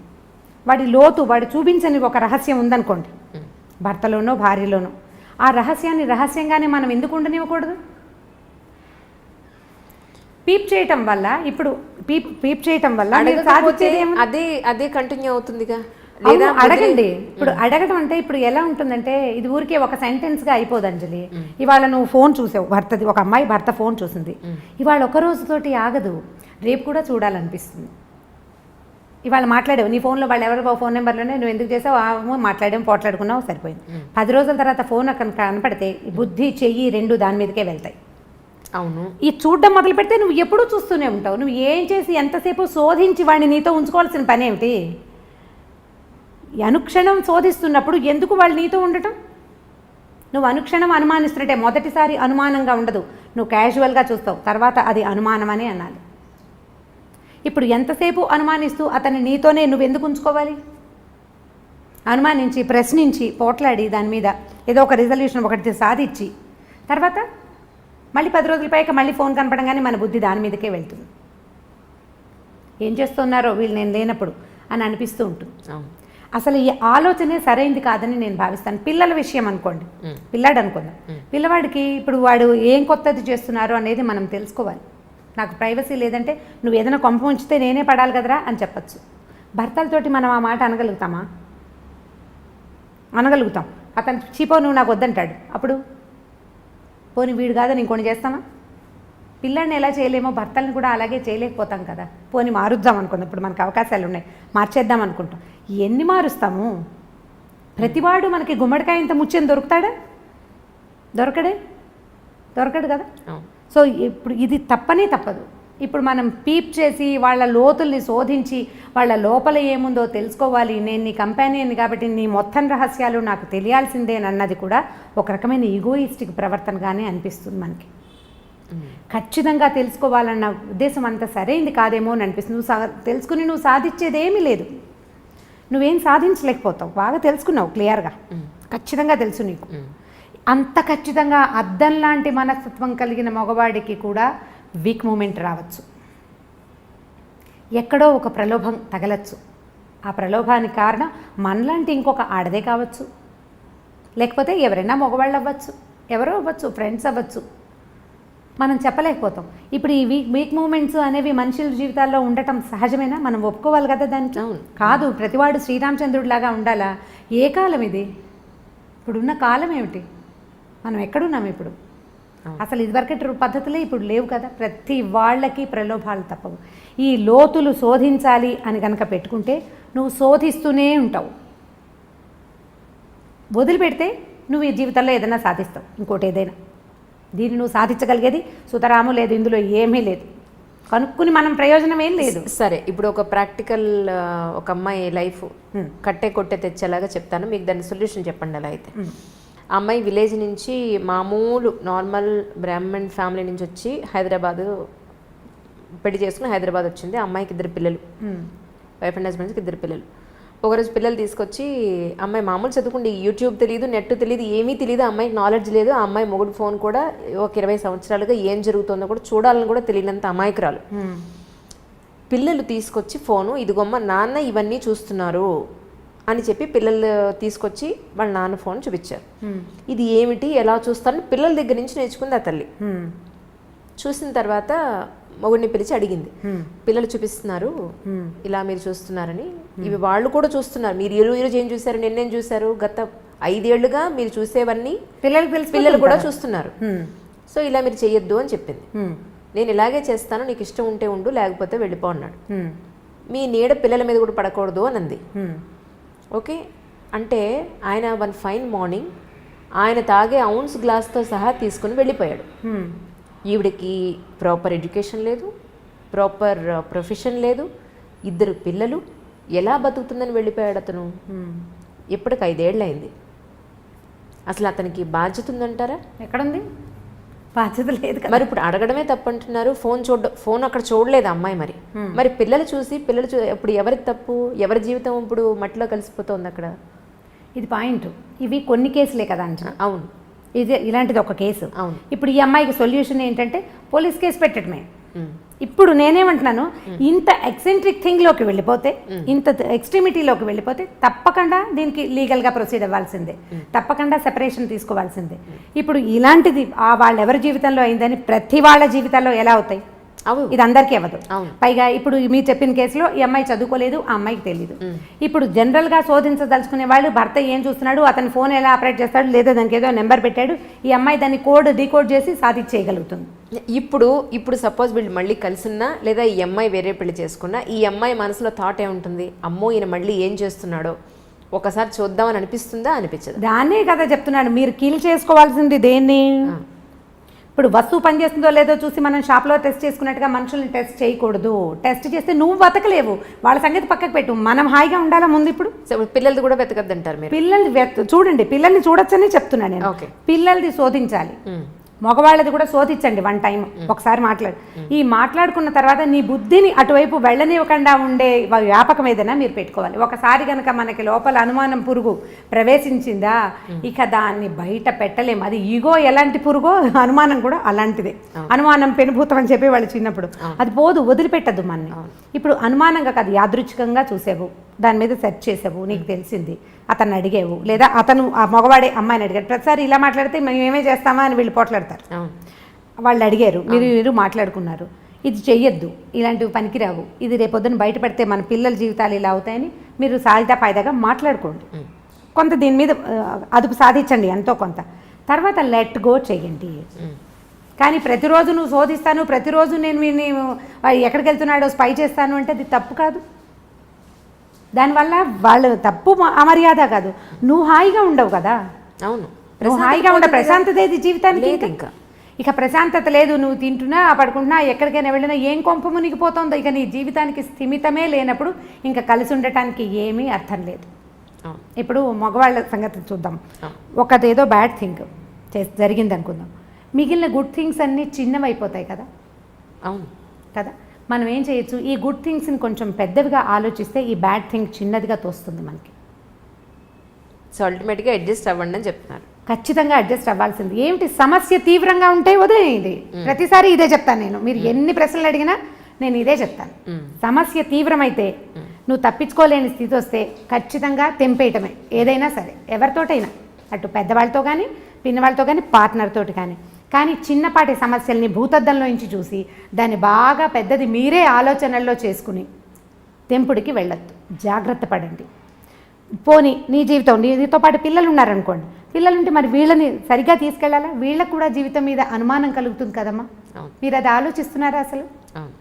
ఇప్పుడు నాకు అనుమానం కలిగింది అనుకుందాం, ఎవరో ఒక స్త్రీకి భర్త మీద అనుమానం కలిగింది, మగవాళ్ళు ఇంతే ఇంతే ఇంతే ఇంతే మగవాళ్ళు ఇలాగే చేస్తారని నమ్మితే మోసం చేస్తారు.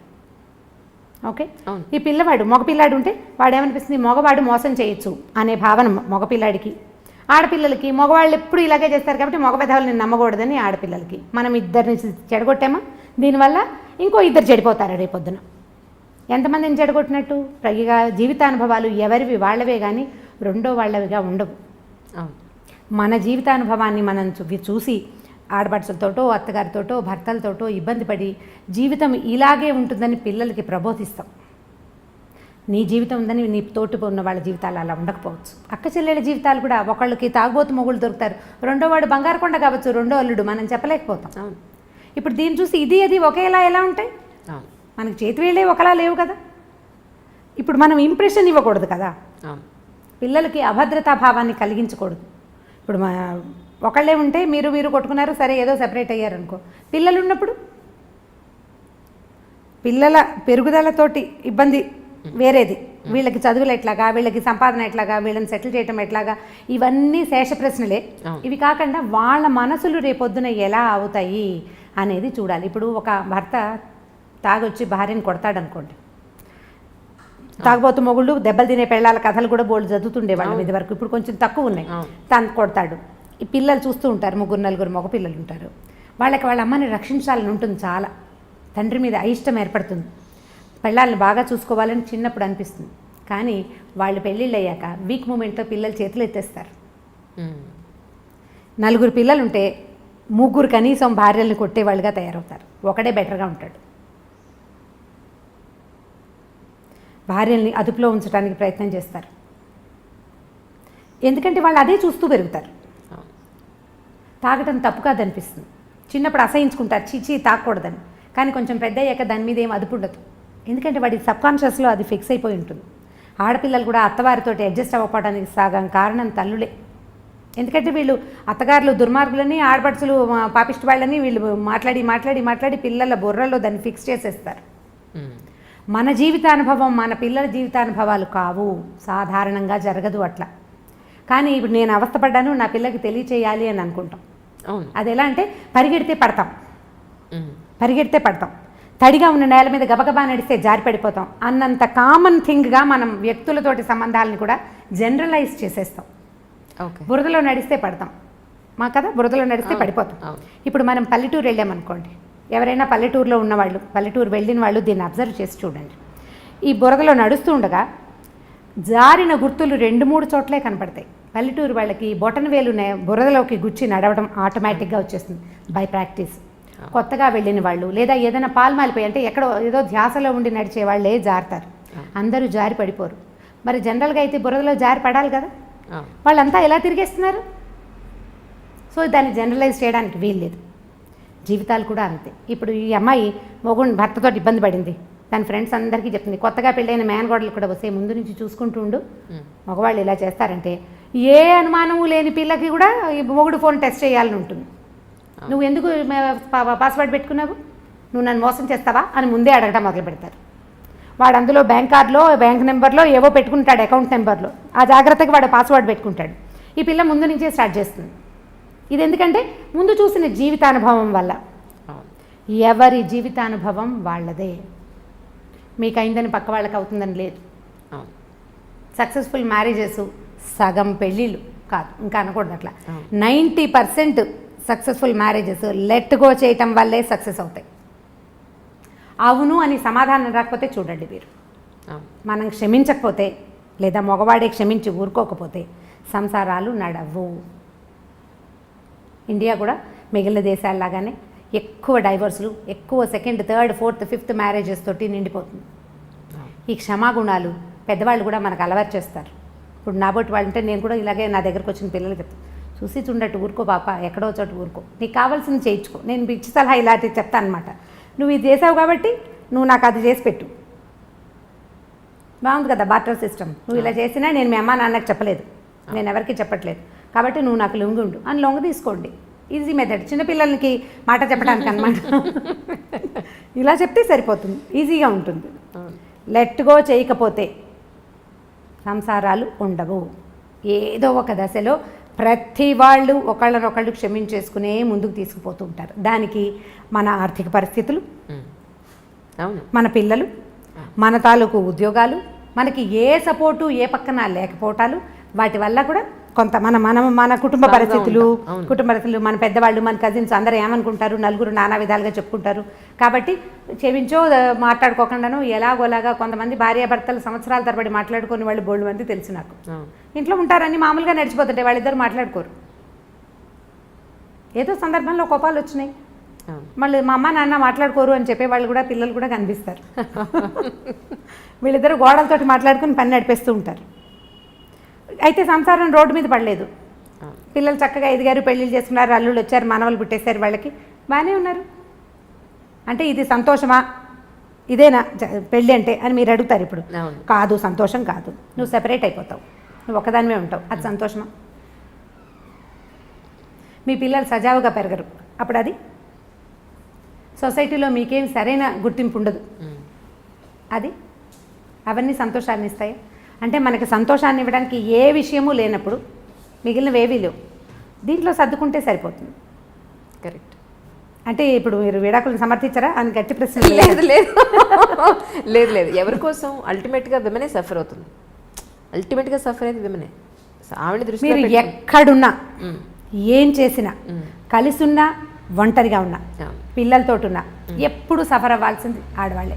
ఈ మధ్య నేను ఒక ఇంటర్వ్యూలో అదే చెప్పాను, ఇండైరెక్ట్గా చెప్పింది అదే, కానీ నెటిజన్లకి కొంచెం అర్థం కాక నన్ను అందరూ చాలా నెగిటివ్గా అనుకున్నారు. బేసిక్గా నేను స్పోర్ట్స్మెన్స్ గ్రౌండ్లో ఎలా ఉంటారు, చీర కట్టుకుని పరిగెట్టలేం కదా. సో బేసిక్గా నేను నేషనల్ అథ్లీట్ని. నాది 400 మీటర్స్, 800 మీటర్స్ అండ్ 6 కిలోమీటర్స్ ఆమె ఈవెంట్స్ యాక్చువల్లీ. అప్పుడు షార్టే వేసుకుంటాం, స్లీవ్లెస్సే వేసుకోవాలి. ఒక స్టేజ్లో ఆ షార్ట్ స్లీవ్లెస్ కూడా ఒంటి మీద ఉంచుకోవడానికి కూడా భారంగా ఉంటుంది. లాస్ట్ 50 మీటర్స్ ఉండగా అంతగా చెమట, అంతగా శ్రమ ఉంటుంది రన్నింగ్లో. ఇదేమి గ్రూప్గా స్పోర్ట్స్ అంటే గేమ్స్ కాదు కదా, క్రికెట్ 10 మంది కలిపి ఆడేది. ఇవి అన్ని ఇండివిజువల్ ఈవెంట్స్, ఎవరికి వాళ్ళుగా ఒక్కరే గ్రౌండ్లోకి వెళ్ళి ఒక్కళ్ళే సాధించాల్సిన ఈవెంట్స్ ఇవన్నీ. సో వాళ్ళు ఎవరో అన్నారు స్లీవ్లెస్ వేసుకున్న వాళ్ళ రేపులు జరుగుతున్నాయని. నేను అన్నది అది కాదు. అసలు పద్ధతిగా ఉండి చీర కట్టుకొని ఎంతో గౌరవంగా ఉన్న లేడీస్నే చాలా తప్పుగా చూస్తారు బయట. వాళ్ళు చూసే దృష్టికోణం ఒక రకంగా ఉంటుంది. అలాంటప్పుడు ఆ లేడీ డ్రెస్సే మనం అగౌరవంగా చూసే విధంగా వేసుకుంటే అది మనకే కదా హామ్ అన్న పాయింట్లో చెప్తే ఎవరూ సరిగా అర్థం చేసుకోలేదు. నాకు అది కొంచెం బాధ అనిపించింది. ఏంటంటే ఇప్పుడు ఇలా ఉన్నాను, మీరు ఇలా ఉన్నారు, మనల్ని కూడా తప్పుగా చూసే దృష్టికోణం ఉంటుంది, చీరలోని కూడా వల్గర్గా చూసే జనాలు ఉన్నారు. అలాంటప్పుడు మనం ఎలా ఉండాలనేది నా ఉద్దేశం. మనం కావాల్సినట్టుగా ఉండాలి. మనకి ఎలా ఉంటే కంఫర్టబుల్గా ఉంటుందో అలా ఉండాలి. మనకి మనం సమాధానం చెప్పుకోవాలి కదా. ఇప్పుడు మీరు బట్టల గురించి అంటే మరి పసిపిల్లలవి, చిన్నపిల్లలవి, చిట్టి చిట్టి పాపాయిలవి కూడా రేపులు అవుతున్నాయి కదా. పసిబిడ్డని ఎత్తుకుని ముద్దాడాల్సిన పిల్లల్ని కూడా రేపు చేస్తున్నారు. అది ఏం బట్టలు వేసుకుని వీడిని ప్రవోక్ చేసి ఉంటుంది. అసలు అవి పిచ్చి మాటలు. వస్త్రధారణతోటి అన్న మాట అనకూడదు. కాకపోతే ఏంటంటే మనం కాపీ చేయటం మన పద్ధతి. హిందీ వాళ్ళు ఇంగ్లీష్ వాళ్ళని కాపీ చేశారు, మనం హిందీ వాళ్ళని కాపీ చేస్తున్నాం. మనని పల్లెటూరు వాళ్ళు కాపీ చేస్తారు. అంటే అంతే కదా, మన ముందున్న దాన్ని మనం కాపీ చేస్తాం. మన ముందున్న ఒరవడి సరైంది కాకపోతే ఆటోమేటిక్గా కాపీ అవుతుంది. కూల్ షోల్డర్స్, కూల్ ఇవి ఏవో రకరకాల బట్టలు ఉన్నాయి. దానివల్ల మనం సాధిస్తున్నది ఏంటంటే అవధూత లక్షణాలను సాధిస్తున్నాం. దేహాభిమానం లేదనమాట మనకి.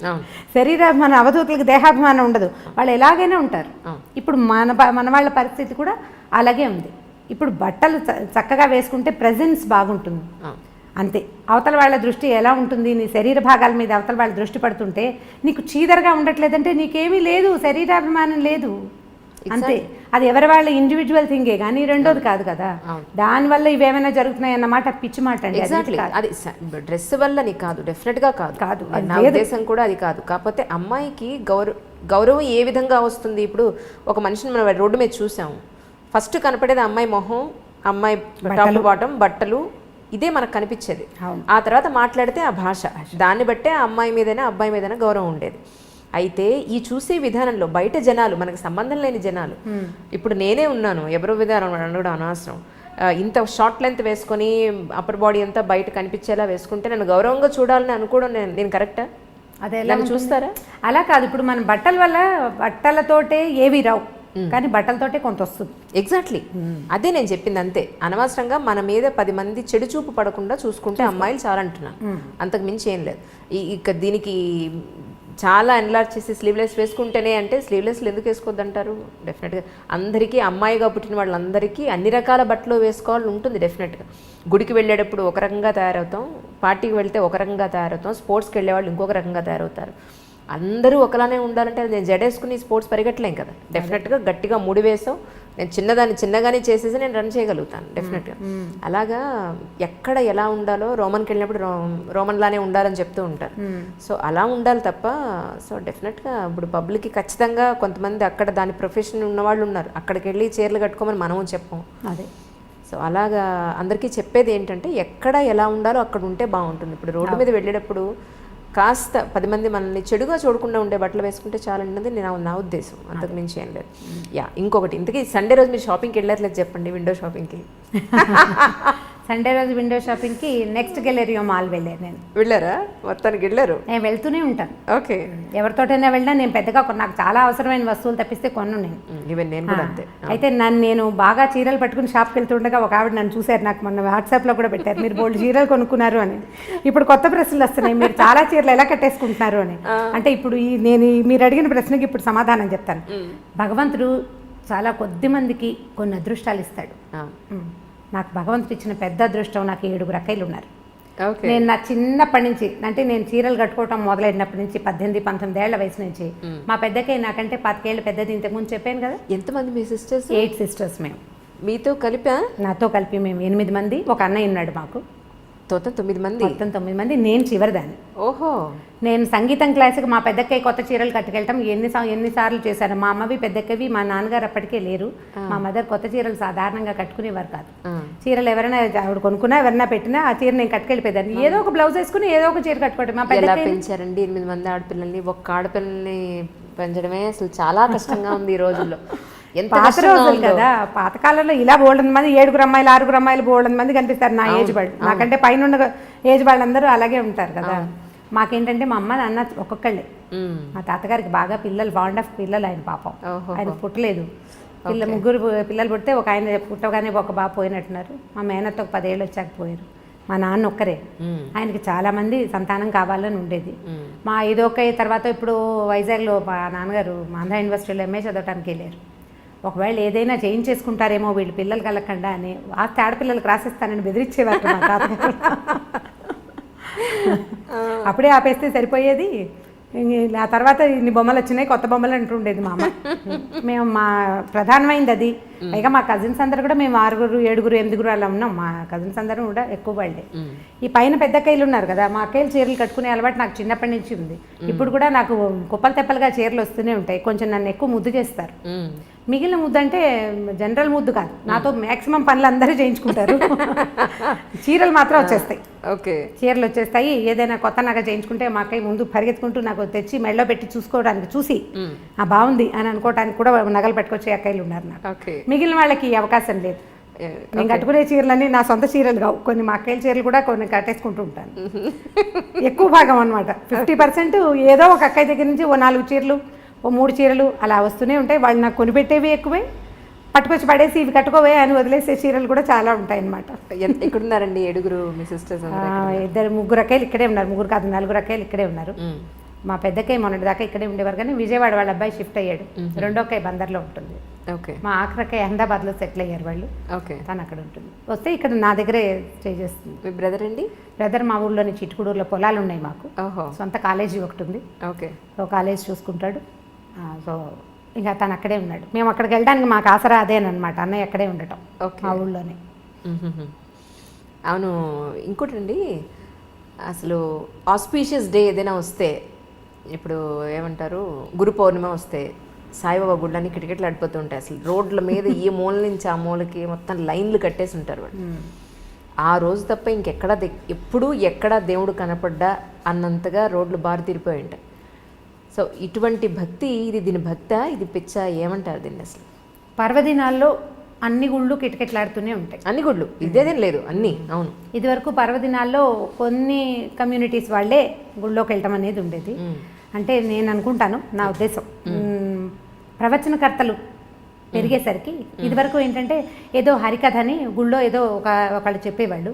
అప్పుడు కొద్దిమంది వినేవాళ్ళు, అందులో కొంతే గుర్తుపెట్టుకుని కొద్దిమందే చేసేవాళ్ళు. ఇప్పుడు ఏమైందంటే మనం ఏ దాని చేసినా పొద్దు నుంచి సాయంత్రం దాకా అన్ని రకాల టీవీలలో పెద్దవారు చాలామంది రకరకాల మాటలు చెప్తుంటారు.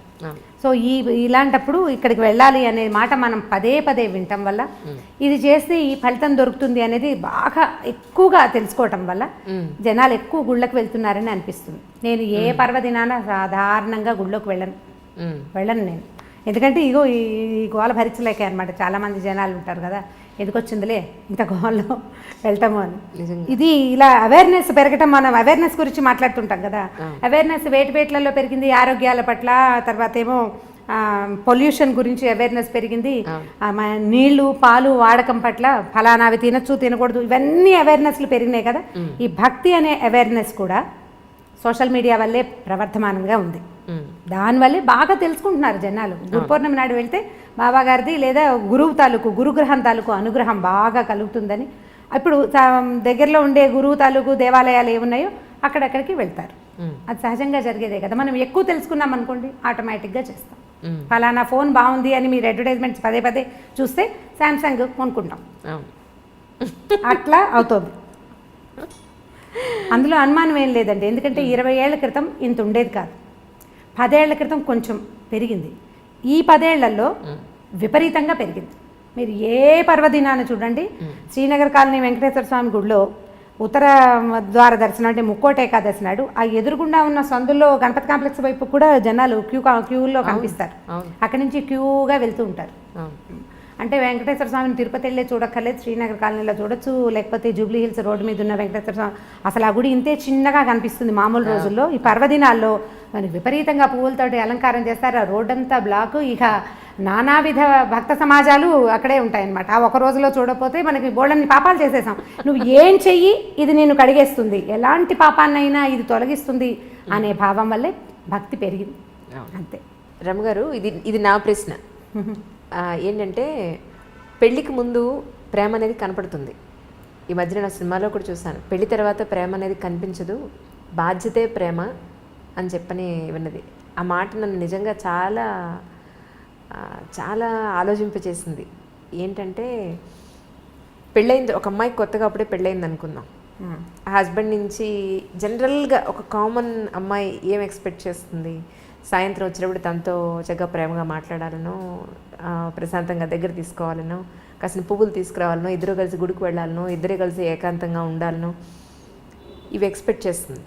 కానీ రాను ఏదో సినిమాలో లేదా మన ప్రోగ్రాంలో కొత్తగా పెళ్ళైన ఆ ములబాటం ఆ మోజు 1 year ఉంటుంది, ఆ తర్వాత అంతా ఇలాగే ఉంటుంది అన్నట్టుగా ఇక ఆ తర్వాత అంతా బాధ్యతలే కనపడుతూ ఉంటాయి. మళ్ళీ అలాంటి ప్రేమ కనిపించదా అంటే అప్పుడు ప్రేమ లేనట్ట, లేకపోతే పెళ్ళైన తర్వాత ప్రేమ కనపడదా? మీ ఉద్దేశ ప్రకారం ఏమిటి?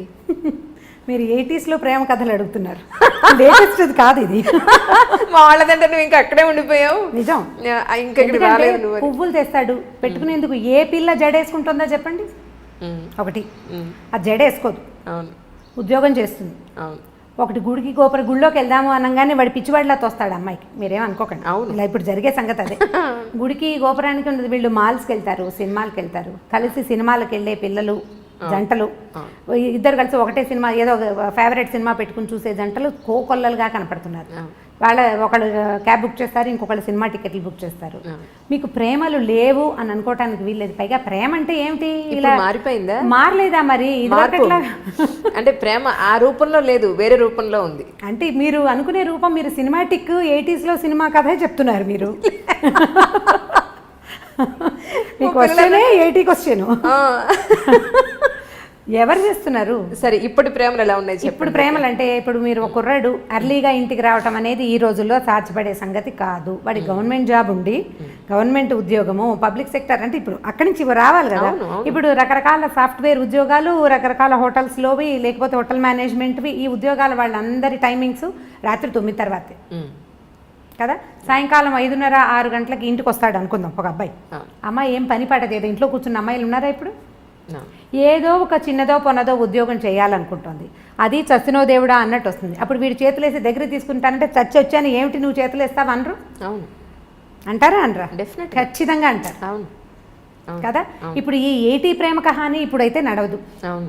ఇప్పుడు మనకు నడిచేది ఏమిటంటే వీళ్ళిద్దరూ కొట్టుకు చావకుండా ఉండటమే ప్రేమ.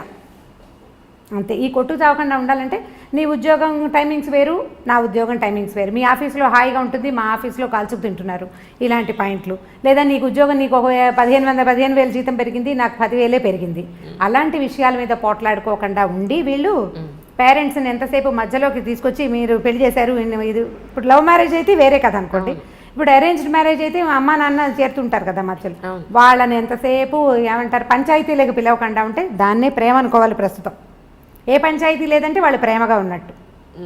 మీకు ప్రేమ అంటే ఇబ్బంది పెట్టకుండా ఉండటము ప్రేమ, అంతేగాని సినిమా చూపించటమో, బయటికి తీసుకెళ్ళటమో, ఏదైనా తినిపించటమో దాన్ని పూర్తి స్థాయి ప్రేమగా అనుకోవడం మనకి వీల్లేదు. ఇప్పుడు ఇబ్బంది పెట్టకూడదు, సతాయించకూడదు, ఎంతో కొంత హెల్ప్ఫుల్గా ఉండటం, దాన్నే ఈ రోజుల నాటికి ప్రేమని అనుకోవాలనిపిస్తుంది నాకు. ఇప్పుడు అమ్మాయి ఏదో ప్రెగ్నెన్సీ, ఆఫీస్కి వెళ్తుంది, ఎట్లా కష్టపడి వెళ్తుంది, దానికి కొంచెం హెల్ప్ చేయటం, కొంచెం పని చేయటం. ఆ అమ్మాయి వచ్చేసరికి పనులు పేర్చి ఉంచకుండా కొంత పని అయినా చేసి కూర్చోబెట్టి వీడే సరుకులు కొనుక్కొచ్చి అవన్నీ చేయక్కర్లేదు, కొంత హెల్ప్ చేస్తే చాలు. మనం ఎలా తెలుసుకుంటున్నామంటే అడ్వర్టైజ్మెంట్స్లో కూడా అవే కనిపిస్తాయి. అమ్మాయి కాళ్ళు చాపుకొని కూర్చుంటే మొగుడు ఇల్లు వాకిలి తుడుస్తూ కనిపిస్తాడు. అది చూసి వీళ్ళు నువ్వు అలా తుడవట్లేదు అంటే ఎవరు తుడుస్తారు? ఎక్కడైనా జరుగుతుందా అట్లా? ఎక్కడా జరగదు. నువ్వు ఒళ్ళంచకుండా కాళ్ళు చాపు కూర్చుంటే నీకు నార్మల్ డెలివరీ ఎలా అవుతుంది? నువ్వు పిల్లడికి పాలిచ్చి ఎలా పెంచుకుంటావు? నువ్వు 4 పనులు చేసుకుంటేనే బాగుంటుంది. పనులు 4 చేసుకుంటే అన్ని రకాల పనులు చేసి నువ్వు చెయ్యలేని పనికి అతని సహాయం తీసుకోవాలి. చేయగలిగే పనులకి సహాయం తీసుకుని కాళ్ళు చాపు కూర్చోవాలంటే ఏం పద్ధతులు అవి? దాన్ని ప్రేమ అని అనడానికి వీల్లేదు, ఓవరాక్షన్ అని అంత ఓవరాక్షన్ చేయక్కర్లేదు. ఇబ్బంది పెట్టకుండా ఉండటమే ప్రేమ అని నేను భావిస్తాను. స్టవ్ మీద పాలు పెట్టాం, పాలు పొంగుతున్నాయని హాల్లో నుంచి చెప్పకూడదు. అప్పుడేదో పని చేసుకుంటుంటే మగవాడు వెళ్ళి స్టవ్ ఆపాడండి, అది ప్రేమ. లైట్ ఫ్యాన్ వదిలేసావు అని అనకుండా వీళ్ళు అటు నుంచి వస్తూ లైట్ ఫ్యాన్ వదిలేసి చాలామంది ఏం చేస్తారంటే అక్కడ చూసి వచ్చి హాల్లోకి వచ్చేసి ఆ గదిలో లైట్ ఫ్యాన్ ఎవరి కోసం తిరుగుతున్నాయి అని అడుగుతారు. అవును కదా, దాన్ని ప్రేమ అనరు. ఆపేసి ఫ్యాన్ వదిలేసి వస్తున్నావు, కరెంట్ వేస్ట్ అని క్లాస్ తీయచ్చు, దీని ప్రేమ అనిపించుకుంటుంది. కొంచెం క్లాస్ తీసే ప్రేమ పర్వాలేదు, ప్రైవేట్ క్లాసులు తీసే ప్రేమలు కూడా కొన్ని ఉంటాయి. నువ్వు అన్నీ ఇలాగే చేస్తున్నావు ఈ మధ్య అని వాళ్ళు ఆ పని చేసేసి చెప్పడం. ఇప్పుడు ఇది కూడా చేయకుండా ఏమీ చేయకుండా ఉంటే మాత్రం దాన్ని ప్రేమ అనడానికి వీల్లేదు. ఇంత మాత్రం ప్రేమని ఈ రోజుల్లో ఎక్స్పెక్ట్ చేయొచ్చు. అంతేగాని సినిమాటిక్గా సాయంకాలం అయ్యేసరికల్లా వచ్చేసి మనకు పనులు చేసి పెట్టేసి మన బయటికి తీసుకెళ్ళేసి వాడు ఎంత చచ్చిపోతున్నారు, ఇవాళ రేపు ఉద్యోగాల్లో ఎంత స్ట్రగుల్ అవుతున్నారు. ఉద్యోగాల్లో పోటీ, ట్రాఫిక్లో హడావిడి, ఎంత బాధపడుతున్నారో. పైగా ఎంతసేపు నెల తిరిగేసరికి వచ్చేసే ఈఎంఐలు, ఈ లోన్లు, క్రెడిట్ కార్డులు, అవన్నీ మన వెసులుబాటు కోసం. ప్రతి వస్తువు పదునైన కత్తే కదా. క్రెడిట్ కార్డు ఎంత సంతోషంగా ఉండేదో కొత్తల్లో.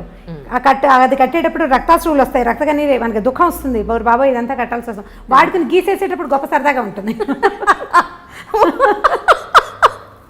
మా వాళ్ళు ఎత్తుపట్టు ఏమన్నా ఆల్రెడీ మీకు అనుభవం ఉన్నట్టుంది అదిగో కదా. ఇవన్నీ పదునైన కత్తులు ప్రతిదీను. ఈ కత్తుల్ని హ్యాండిల్ చేయటమే కష్టం. ఇప్పుడు మగవాడు ఒకడు ఉద్యోగం చేసి ఆడవాళ్ళు ఇంట్లో కూర్చుంటుంటే వీళ్ళకి ఏమనిపిస్తుంది, శని ఆదివారాలు సెలవులు రాగానే వీడు మనని బాగా తిప్పేయాలి, అక్కడికి తీసుకెళ్ళాలి, ఇక్కడికి తీసుకెళ్ళాలంటే ఈ 5 రోజులు చచ్చి ఉండి పైగా ఈ వర్క్ అంతా శనివారం రాత్రి లోపల సోమవారం పొద్దుటికి అది రిపోర్ట్ అందించేసేయాల్సిన ఉద్యోగాలు ఉంటాయి. వాడు ఏం సరదా పడతాడు పాపం? వాళ్ళు ఎలా సరదా పడగలుగుతారు? ఫ్రీగా ఉండటానికి వాళ్ళకి పెద్దగా అవకాశం లేదు. అసలు మన ఉద్యోగ వ్యవస్థే పరమ దౌర్భాగ్యంగా ఉంది. ఇప్పుడు వర్కింగ్ అవర్స్ బాగుండట్లేదు కదా, వర్క్ కల్చర్లు బాగుండట్లా, వాడు స్ట్రెస్ ఫీల్ అవుతుంటాడు. వాళ్ళు ఏమనుకుంటారు, మగవాళ్ళు ఏమనుకుంటారు, వీళ్ళు మనని రిలాక్స్ చేయాలి, ఆడవాళ్ళ వల్ల రిలాక్సేషన్ రావాలంటే. ఇప్పుడు నేను సినిమాటిక్ మంత్రదండం, ఇది కూడా 80s 70sలో హీరోయిన్లు ఎన్ని కష్టాలైన పడి ఇంటికి వచ్చేసరికల్లా చక్కగా శుభ్రమైన ఇల్లు, తెల్లటి పక్కలు, మల్లె పువ్వులు లాంటి మంచాలు, ఇలాంటివి చాలా చదివేవాళ్ళు చిన్నప్పుడు. అలా మంత్రదండం లాగా చేయటము ఆడవాళ్ళ వల్ల కాదు. సో 70s 80s ప్రేమ కథలు, అప్పట్లో ఉండే ప్రేమలు మనం తెలుసుకున్నవి. మన ఇళ్లలో మనం చూసామా అంజలి? మీరు ఆలోచించి చూడండి. 80sలో మన అమ్మ నాన్న, 80sలో మనం చిన్నపిల్లలం కదా, మన అమ్మ నాన్న, మన అక్క బావ, మన మామయ్య, మన అత్తయ్య, పోనీ బాబాయ్ పిన్ని, ఇలా సినిమాటిక్గా ఉన్నారా? ఆలోచించి చూడండి. లేరు. అప్పుడు బాధ్యతలు, పనులు విపరీతంగా, పనే పాట. ఇప్పుడు మనకి ఏమీ లేవు పనులు. మగవాళ్ళకి పనులు తక్కువే, ఆడవాళ్ళకి పనులు తక్కువే. పని అంటే మనకి driving మనకి విపరీతంగా ఉన్నది డ్రైవింగ్, పొల్యూషన్, స్ట్రెస్, ప్రతిదానికి అవే హెచ్చుగా ఉన్నాయి. మరి ఇప్పుడు అప్పట్లో బాధ్యతల వల్ల ప్రేమలు తక్కువగా ఉండేవి, సినిమాటిక్ ప్రేమలు లేవు. ఇప్పుడు స్ట్రెస్ వల్ల సినిమాటిక్ ప్రేమలు తక్కువగా ఉంటున్నాయి. మనం స్ట్రెస్సే ఎక్కువ తీసుకుంటున్నాం. ఇప్పుడు శని ఆదివారాలు ఉన్నాయనుకుందాం మన దగ్గర, పోనీ ఒక ఆదివారం ఉంది, దాన్ని సగం సగం చేసుకోవడానికి ట్రై చేయండి. మనం ప్రేమని కొంచెం సినిమాటిక్గా సాధించగలుగుతాం. సగం చేసుకోవడం, పొద్దున పూట బయట తిరిగి, లేదా ఇప్పుడు బఫే బ్రేక్ఫాస్ట్లు అవి కనపడుతుంటాయి ఊళ్ళల్లో, సిటీలోనే టౌన్స్లో కూడా ఉన్నాయిలేండి. విజయవాడ, గుడివాడ కూడా ఏం తీసుకోలేదు హైదరాబాద్ కంటే. అవి ఆదిలాబాద్లో లేదు కానీ మన నిజామాబాద్ అలాంటి ఊళ్ళల్లో కూడా ఉన్నాయి. పగలు మధ్యాహ్నం దాకా మీరు ఎంజాయ్ చేద్దాం, ఎక్కడికైనా వెళ్దాం, ఎవరింటికైనా వెళ్దాం, గుడికి గోపురానికి వెళ్దాం, సాధ్యమైనంత ప్రేమగా ప్రవర్తించడానికి ట్రై చేసి మధ్యాహ్నం నుంచి మగవాళ్ళని వాళ్ళ వర్క్ వాళ్ళని చేసుకొని ఇస్తే అటే కొట్లాడుకోకుండా మనం కొంత ప్రేమ కథని సాధించగలుగుతాం. ఎంతో కొంత. ఇది కష్టం, చాలా కష్టం అండి, నిజం. పని పూర్తి చేసేసుకోండి, తర్వాత నేను బజార్ వెళ్దాము అని పాతకాలపు హీరోయిన్ల లాగా మనము చెప్పలేకపోతాం. రుసరుసలాడుతూ ధుమధుమలాడుతూ ఉంటాం. వారం నుంచి చూస్తాను, నువ్వు ఎప్పుడు పని పెట్టుకుంటావు, దిక్కుమాలిన ఆఫీసు. అయితే అదే దిక్కుమాలిన ఆఫీసు మనకి అన్నాన్ని, పువ్వుల్ని, వాటిని వీటిని ఇస్తుందని మనం అనేటప్పుడు మనకు గుర్తురాదు. న్యాచురల్ కదా. నేను చెప్పలేదా నోరు పదునుగా ఉంటుందని, నాలిక బహుపదునైనది. అది ఏమంటుందో దానికే తెలియదు ఒక్కొక్కసారి. ఏమంటున్నామో మనకు అర్థం కాదు కదా, ఉద్వేగం వచ్చేస్తుంటుంది లోపల నుంచి. ఆ వచ్చే ఇరిటేషన్ తోటి మనం ఏదో ఒకటి మాట్లాడతాం. అవన్నీ రేపొద్దున ఆయుధాలుగా మన మీదే సంధించబడతాయి. నువ్వే మానేమన్నా ఉద్యోగం అంటే, వెధ ఉద్యోగం మానేసేయి అన్నాం అనుకోండి, ఉద్యోగం సీరియస్గా జాబ్ మానేస్తే అప్పటి నుంచి రోజు బెంగగానే ఉంటుంది, ఎప్పుడు మంచి ఉద్యోగం వస్తుందో అన్న టెన్షన్ కదా. సో ఇది అంత ప్రేమను సాధించలేము మనం. కొద్దిగా ఆలోచించి ఈ రోజులకు సరిపడా పువ్వులు అవి ఎక్స్పెక్ట్ చేయకూడదు. హిందీ సీరియల్స్ మీరు చూసారో లేదో, మేము ఆ మధ్య బాగా చూస్తుండేవాళ్ళం. మా పని మనిషికి చాలా ఇంట్రెస్ట్, రాగానే సీరియల్ పెట్టి అంటుండే, అది చాలా బాగుందని. వాడు ఇంటికి రాగానే కుర్రాడు గులాబీ పువ్వు పట్టుకొచ్చిస్తాడు. రోజు ఏం చేస్తారు మా వారు అంటుంటాడు, చెవులో పెట్టుకోమంటున్నాడు. ప్రతిరోజు ఒక గులాబీ మొగ్గ పట్టుకొచ్చి ఇస్తుంటాడు. అంటే బయట నుంచి వచ్చేటప్పుడు పువ్వులు పట్టుకొచ్చి ఇవ్వటం, ఆవిడని శాంతింప చేయాలంటే పువ్వులు పట్టుకొచ్చి ఇవ్వాలి. మా పని మనిషి అడిగేది, అమ్మ మనం ఒక మూర కొంటే సరిపోతుంది, ఈ బంచి ఏ 100 రూపాయలు ఉంటుంది, మూర 10 రూపాయలకి వస్తుంది. తమిళ సినిమాల్లో కనిపిస్తాయి పువ్వులు పట్టుకొచ్చి ఇస్తూ ఉండటం. ఇవాళ రేపు మన సినిమాల్లో చాలా తగ్గిపోయినాయండి సినిమాటిక్ వేషాలు. సినిమా వాళ్ళు కూడా ఇవాళ రేపు వేయటం మనం ఎందుకు మానేశారు. మీరు ఆలోచించండి, నాకు అస్సలు గుర్తులేదు. నేను బాగా ఆలోచిస్తాను. నేను మా చిన్నక్కయ్య దగ్గర ఉండేదాన్ని. మా బావ ఎప్పుడైనా పువ్వులు తెచ్చిచ్చిన సంఘటనే నాకు జ్ఞాపకం రాదు. బాగా ఎంత ఆలోచించిన అవి చూసినప్పుడల్లా అనుకుంటాం, మా కైలు బావలు ఏమిటి ఇలా ఎప్పుడు చేయలేదు. ఇప్పుడు ఎలా చేస్తారు, ఇప్పుడు కూడా చేయరు కదా, అది చేయలేం. ఓకే, అవి కేవలం సినిమాటిక్ థింగ్సే. అప్పుడప్పుడు ఒక్కొక్కసారి జరుగుతాయి జీవితంలో. బట్ అదే ఇప్పుడు మన దగ్గర అయితే క్యాండిల్ లైట్ డిన్నర్కి తీసుకెళ్తాము, డిన్నర్లకు తీసుకెళ్ళి ఇంకెక్కడికో తీసుకెళ్తాము, ఇంకేదో చేయటం. ఆల్ సినిమాటిక్ యూనో, అంతే. నిజంగా అండి. అవి ఒకవేళ అవి చేసినా కూడా ఏమిటో విచిత్రంగా విడ్డూరంగా జరగకూడని సంఘటన ఏదో జరుగుతున్నట్టు అలా అనిపిస్తుంది. నిజంగా రాము గారు చాలా సంతోషంగా ఉంది. ఏంటంటే ప్రతి మనిషి జీవితంలో వచ్చి వెళ్ళే ప్రతి సంఘటన మనం ఆల్మోస్ట్ పుట్టినప్పటి నుంచి పెళ్ళై వృద్ధాప్యం వరకు అన్నీ మాట్లాడుకున్నాం. ఎన్నో తెలియని విషయాలు. మీరు వృద్ధాప్యం విషయాలు మాట్లాడలేదు. ఇప్పుడు ఉంది, అదొక్కటే ఉంది, అదొక్కటే పెండింగ్ ఉంది. వృద్ధాప్య విషయంలో మాట్లాడాలి. యాక్చువల్లీ పిల్లలు పెద్ద అయిపోయి ఒక కపుల్కి పెళ్ళైన తర్వాత పిల్లలు, వాళ్ళ చదువులు, వాళ్ళ ఉద్యోగాలు, పెళ్ళిళ్ళు అయిపోయి వాళ్ళు వెళ్ళిపోయాక మళ్ళీ అల్టిమేట్గా మిగిలేది ఈ పేరెంట్స్ ఇద్దరే, వైఫ్ అండ్ హస్బెండ్స్ ఇద్దరే. వృద్ధాప్యంలోకి వచ్చేసి ఒక 60-70 ఏళ్ళలోకి ఎంటర్ అయిపోయిన తర్వాత వీళ్ళు ఎక్కడో ఉద్యోగాల నుండి పొరపాటున వీళ్ళ ప్రాణం పుట్టుకుమంటే వాళ్ళు వచ్చేంత వరకు ఉండే ఈ వెయిటింగ్ చాలా బాధగా ఉంది రమ్మగారు. చాలా చాలా అసలు తలుచుకుంటే భయం ఇస్తుంది నిజంగా. రాణపల్లి గారు ఇష్యూలో ఆయన నాకు ఇంటర్వ్యూ ఇస్తాను ఒక 10 రోజుల క్రితమే మాట్లాడాను ఆయనతోటి. ఇంకా చాలా నీరసంగా ఉంది అంజలి, ఇంకొక 10 రోజుల్లో చేద్దాం అన్నారు ఇంటర్వ్యూ. తనికెళ్ళ భరణి గారు అదే అన్నారు, ఆయన చనిపోయారమ్మా, ఇంటర్వ్యూ అవ్వలేదు కదా, చేస్తుంటే మాత్రం నీదే ఆఖరి ఇంటర్వ్యూ అయి ఉండేది.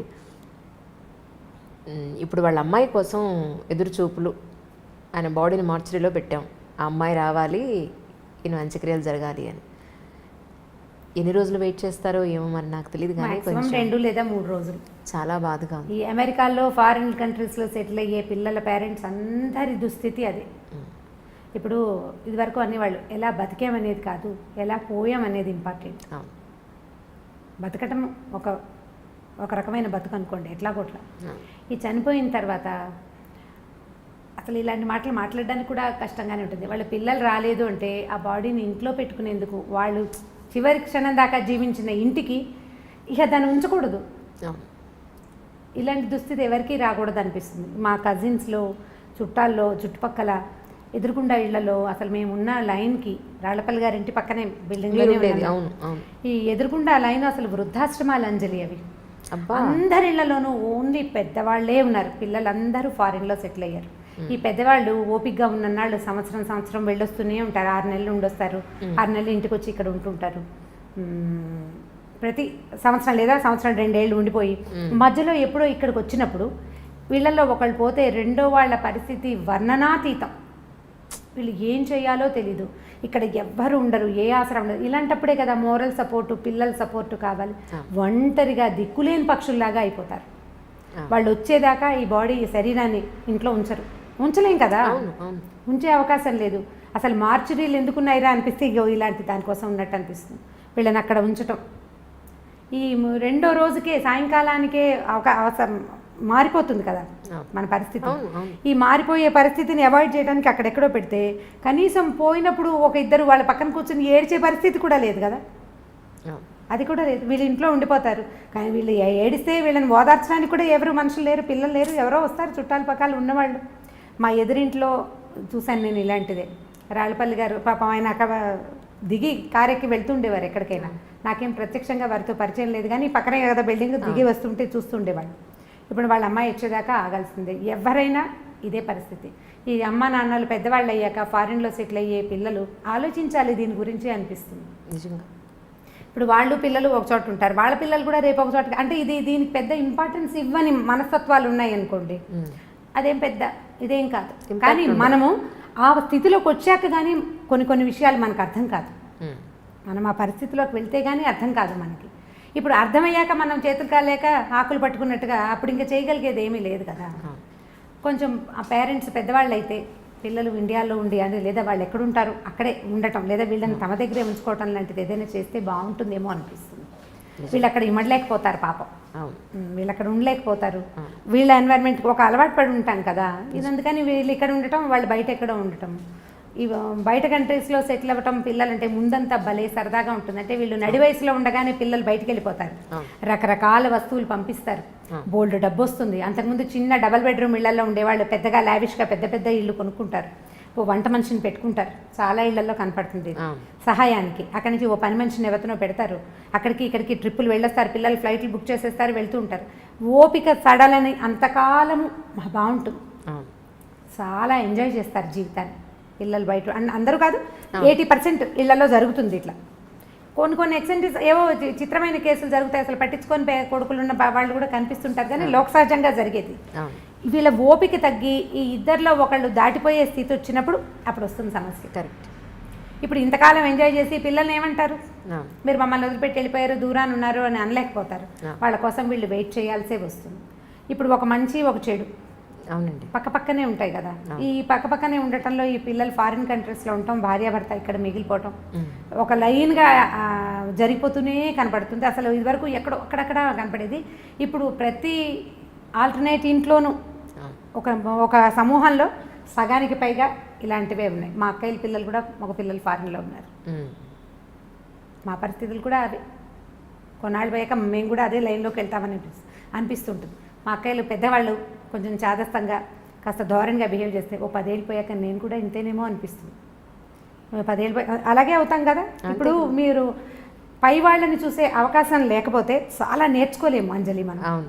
మన ముందు తరాన్ని ఫ్రీక్వెంట్గా చూసే అవకాశం ఉంటే మనం జీవితాన్ని చాలా తెలుసుకోగలుగుతాం, చాలా నేర్చుకుంటాం, ఎక్కువ తెలుస్తుంది. ఇప్పుడు నాకు ఎక్కువ తెలియటానికి కారణం నా ముందున్న తరాలన్నీ నాకు క్లోజ్గా ఉండటమే. నాకు అదొక అదృష్టమే.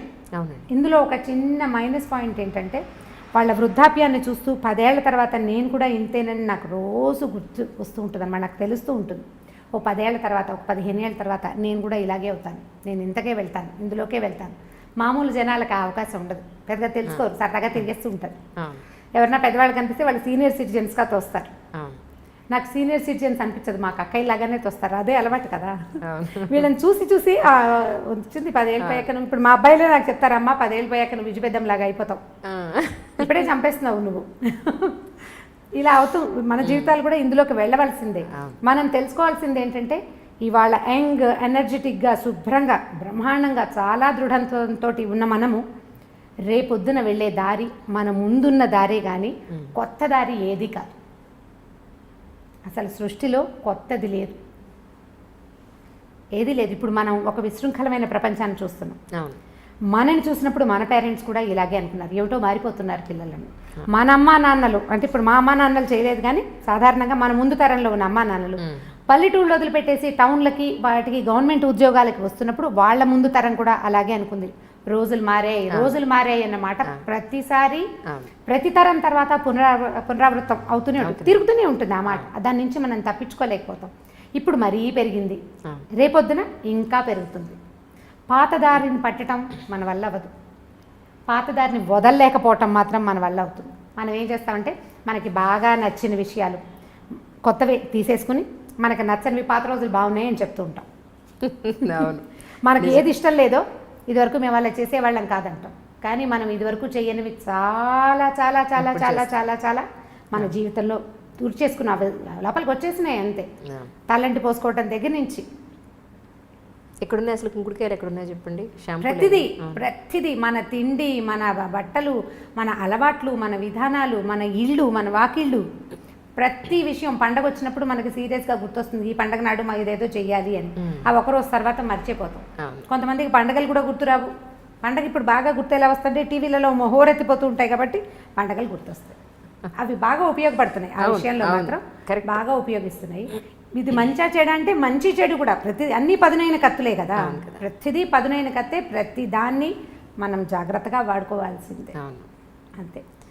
మిమ్మల్ని ఇలా కలవడం, మీతో ఇలా మాట్లాడడం, ఎన్నో తెలియని విషయాలు తెలుసుకోవడం చాలా చాలా సంతోషంగా ఉంది రమ్మగారు. నిజంగా థ్యాంక్ యూ సో మచ్. మిమ్మల్ని ఇబ్బంది పెట్టాను, దయించి ఏమీ అనుకోవద్దు. అంటే ఇప్పుడు మీరు మర్యాదగా మాట్లాడుతున్నారు కానీ మీకు తెలియని విషయాలు నేనేమైనా చెప్పానా? చెప్పారు, డెఫినెట్గా చెప్పారు. అలా అనిపిస్తుంది. అంటే నాకు అనిపించింది ఏంటంటే ఇంట్లో మీలాంటి పెద్దవాళ్ళు, మెచ్యూరిటీ ఉన్న పెద్దవాళ్ళు, అనుభవం ఉన్న పెద్దవాళ్ళు ఉంటే చాలా సంసారాలు బాగుపడతాయి అనేది ఒకటి. సమస్యలు పెద్దవి కాకుండా ఒక స్టేజ్కి వచ్చి కనీసం మనం తుంచేయగలుగుతాము అనేది ఒకటి నాకు బాగా అర్థమైంది. ఉండాలి మీలాంటి వాళ్ళు, ఇంటికి ఒకళ్ళు ఉండాలి.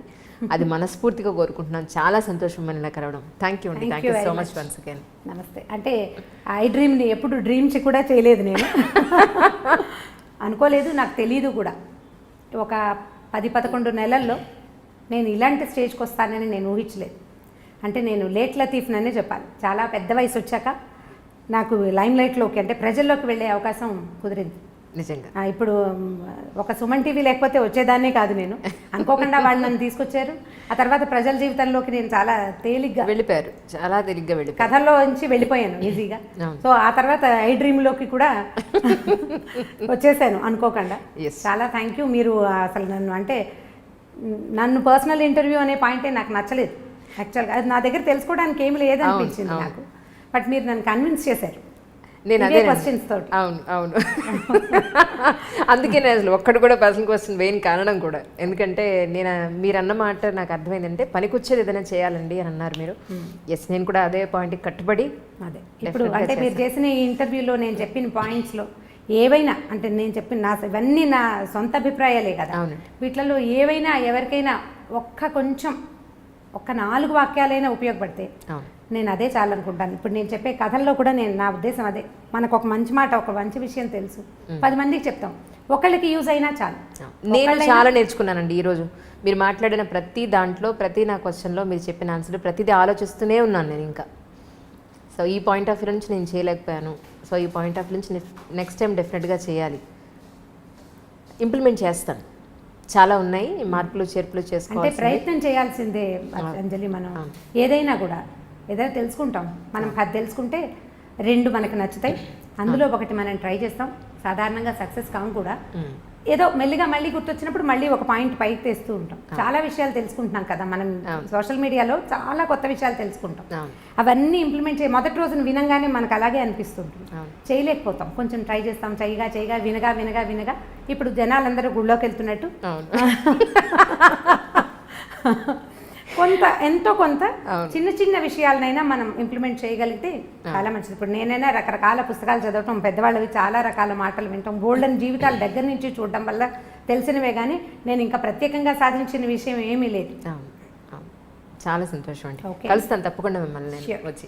థ్యాంక్ యూ అండి. Thank you so much. This is Lavan Tripathi. నేను మీ Sai Dharam Tej. This is Niharika Konidala. And don't forget to subscribe to iDream. Please subscribe to iDream Media. Please subscribe iDream Media. Do subscribe to iDream. Subscribe to iDream Media. Please subscribe iDream. Do subscribe to iDream Media. Don't forget to subscribe.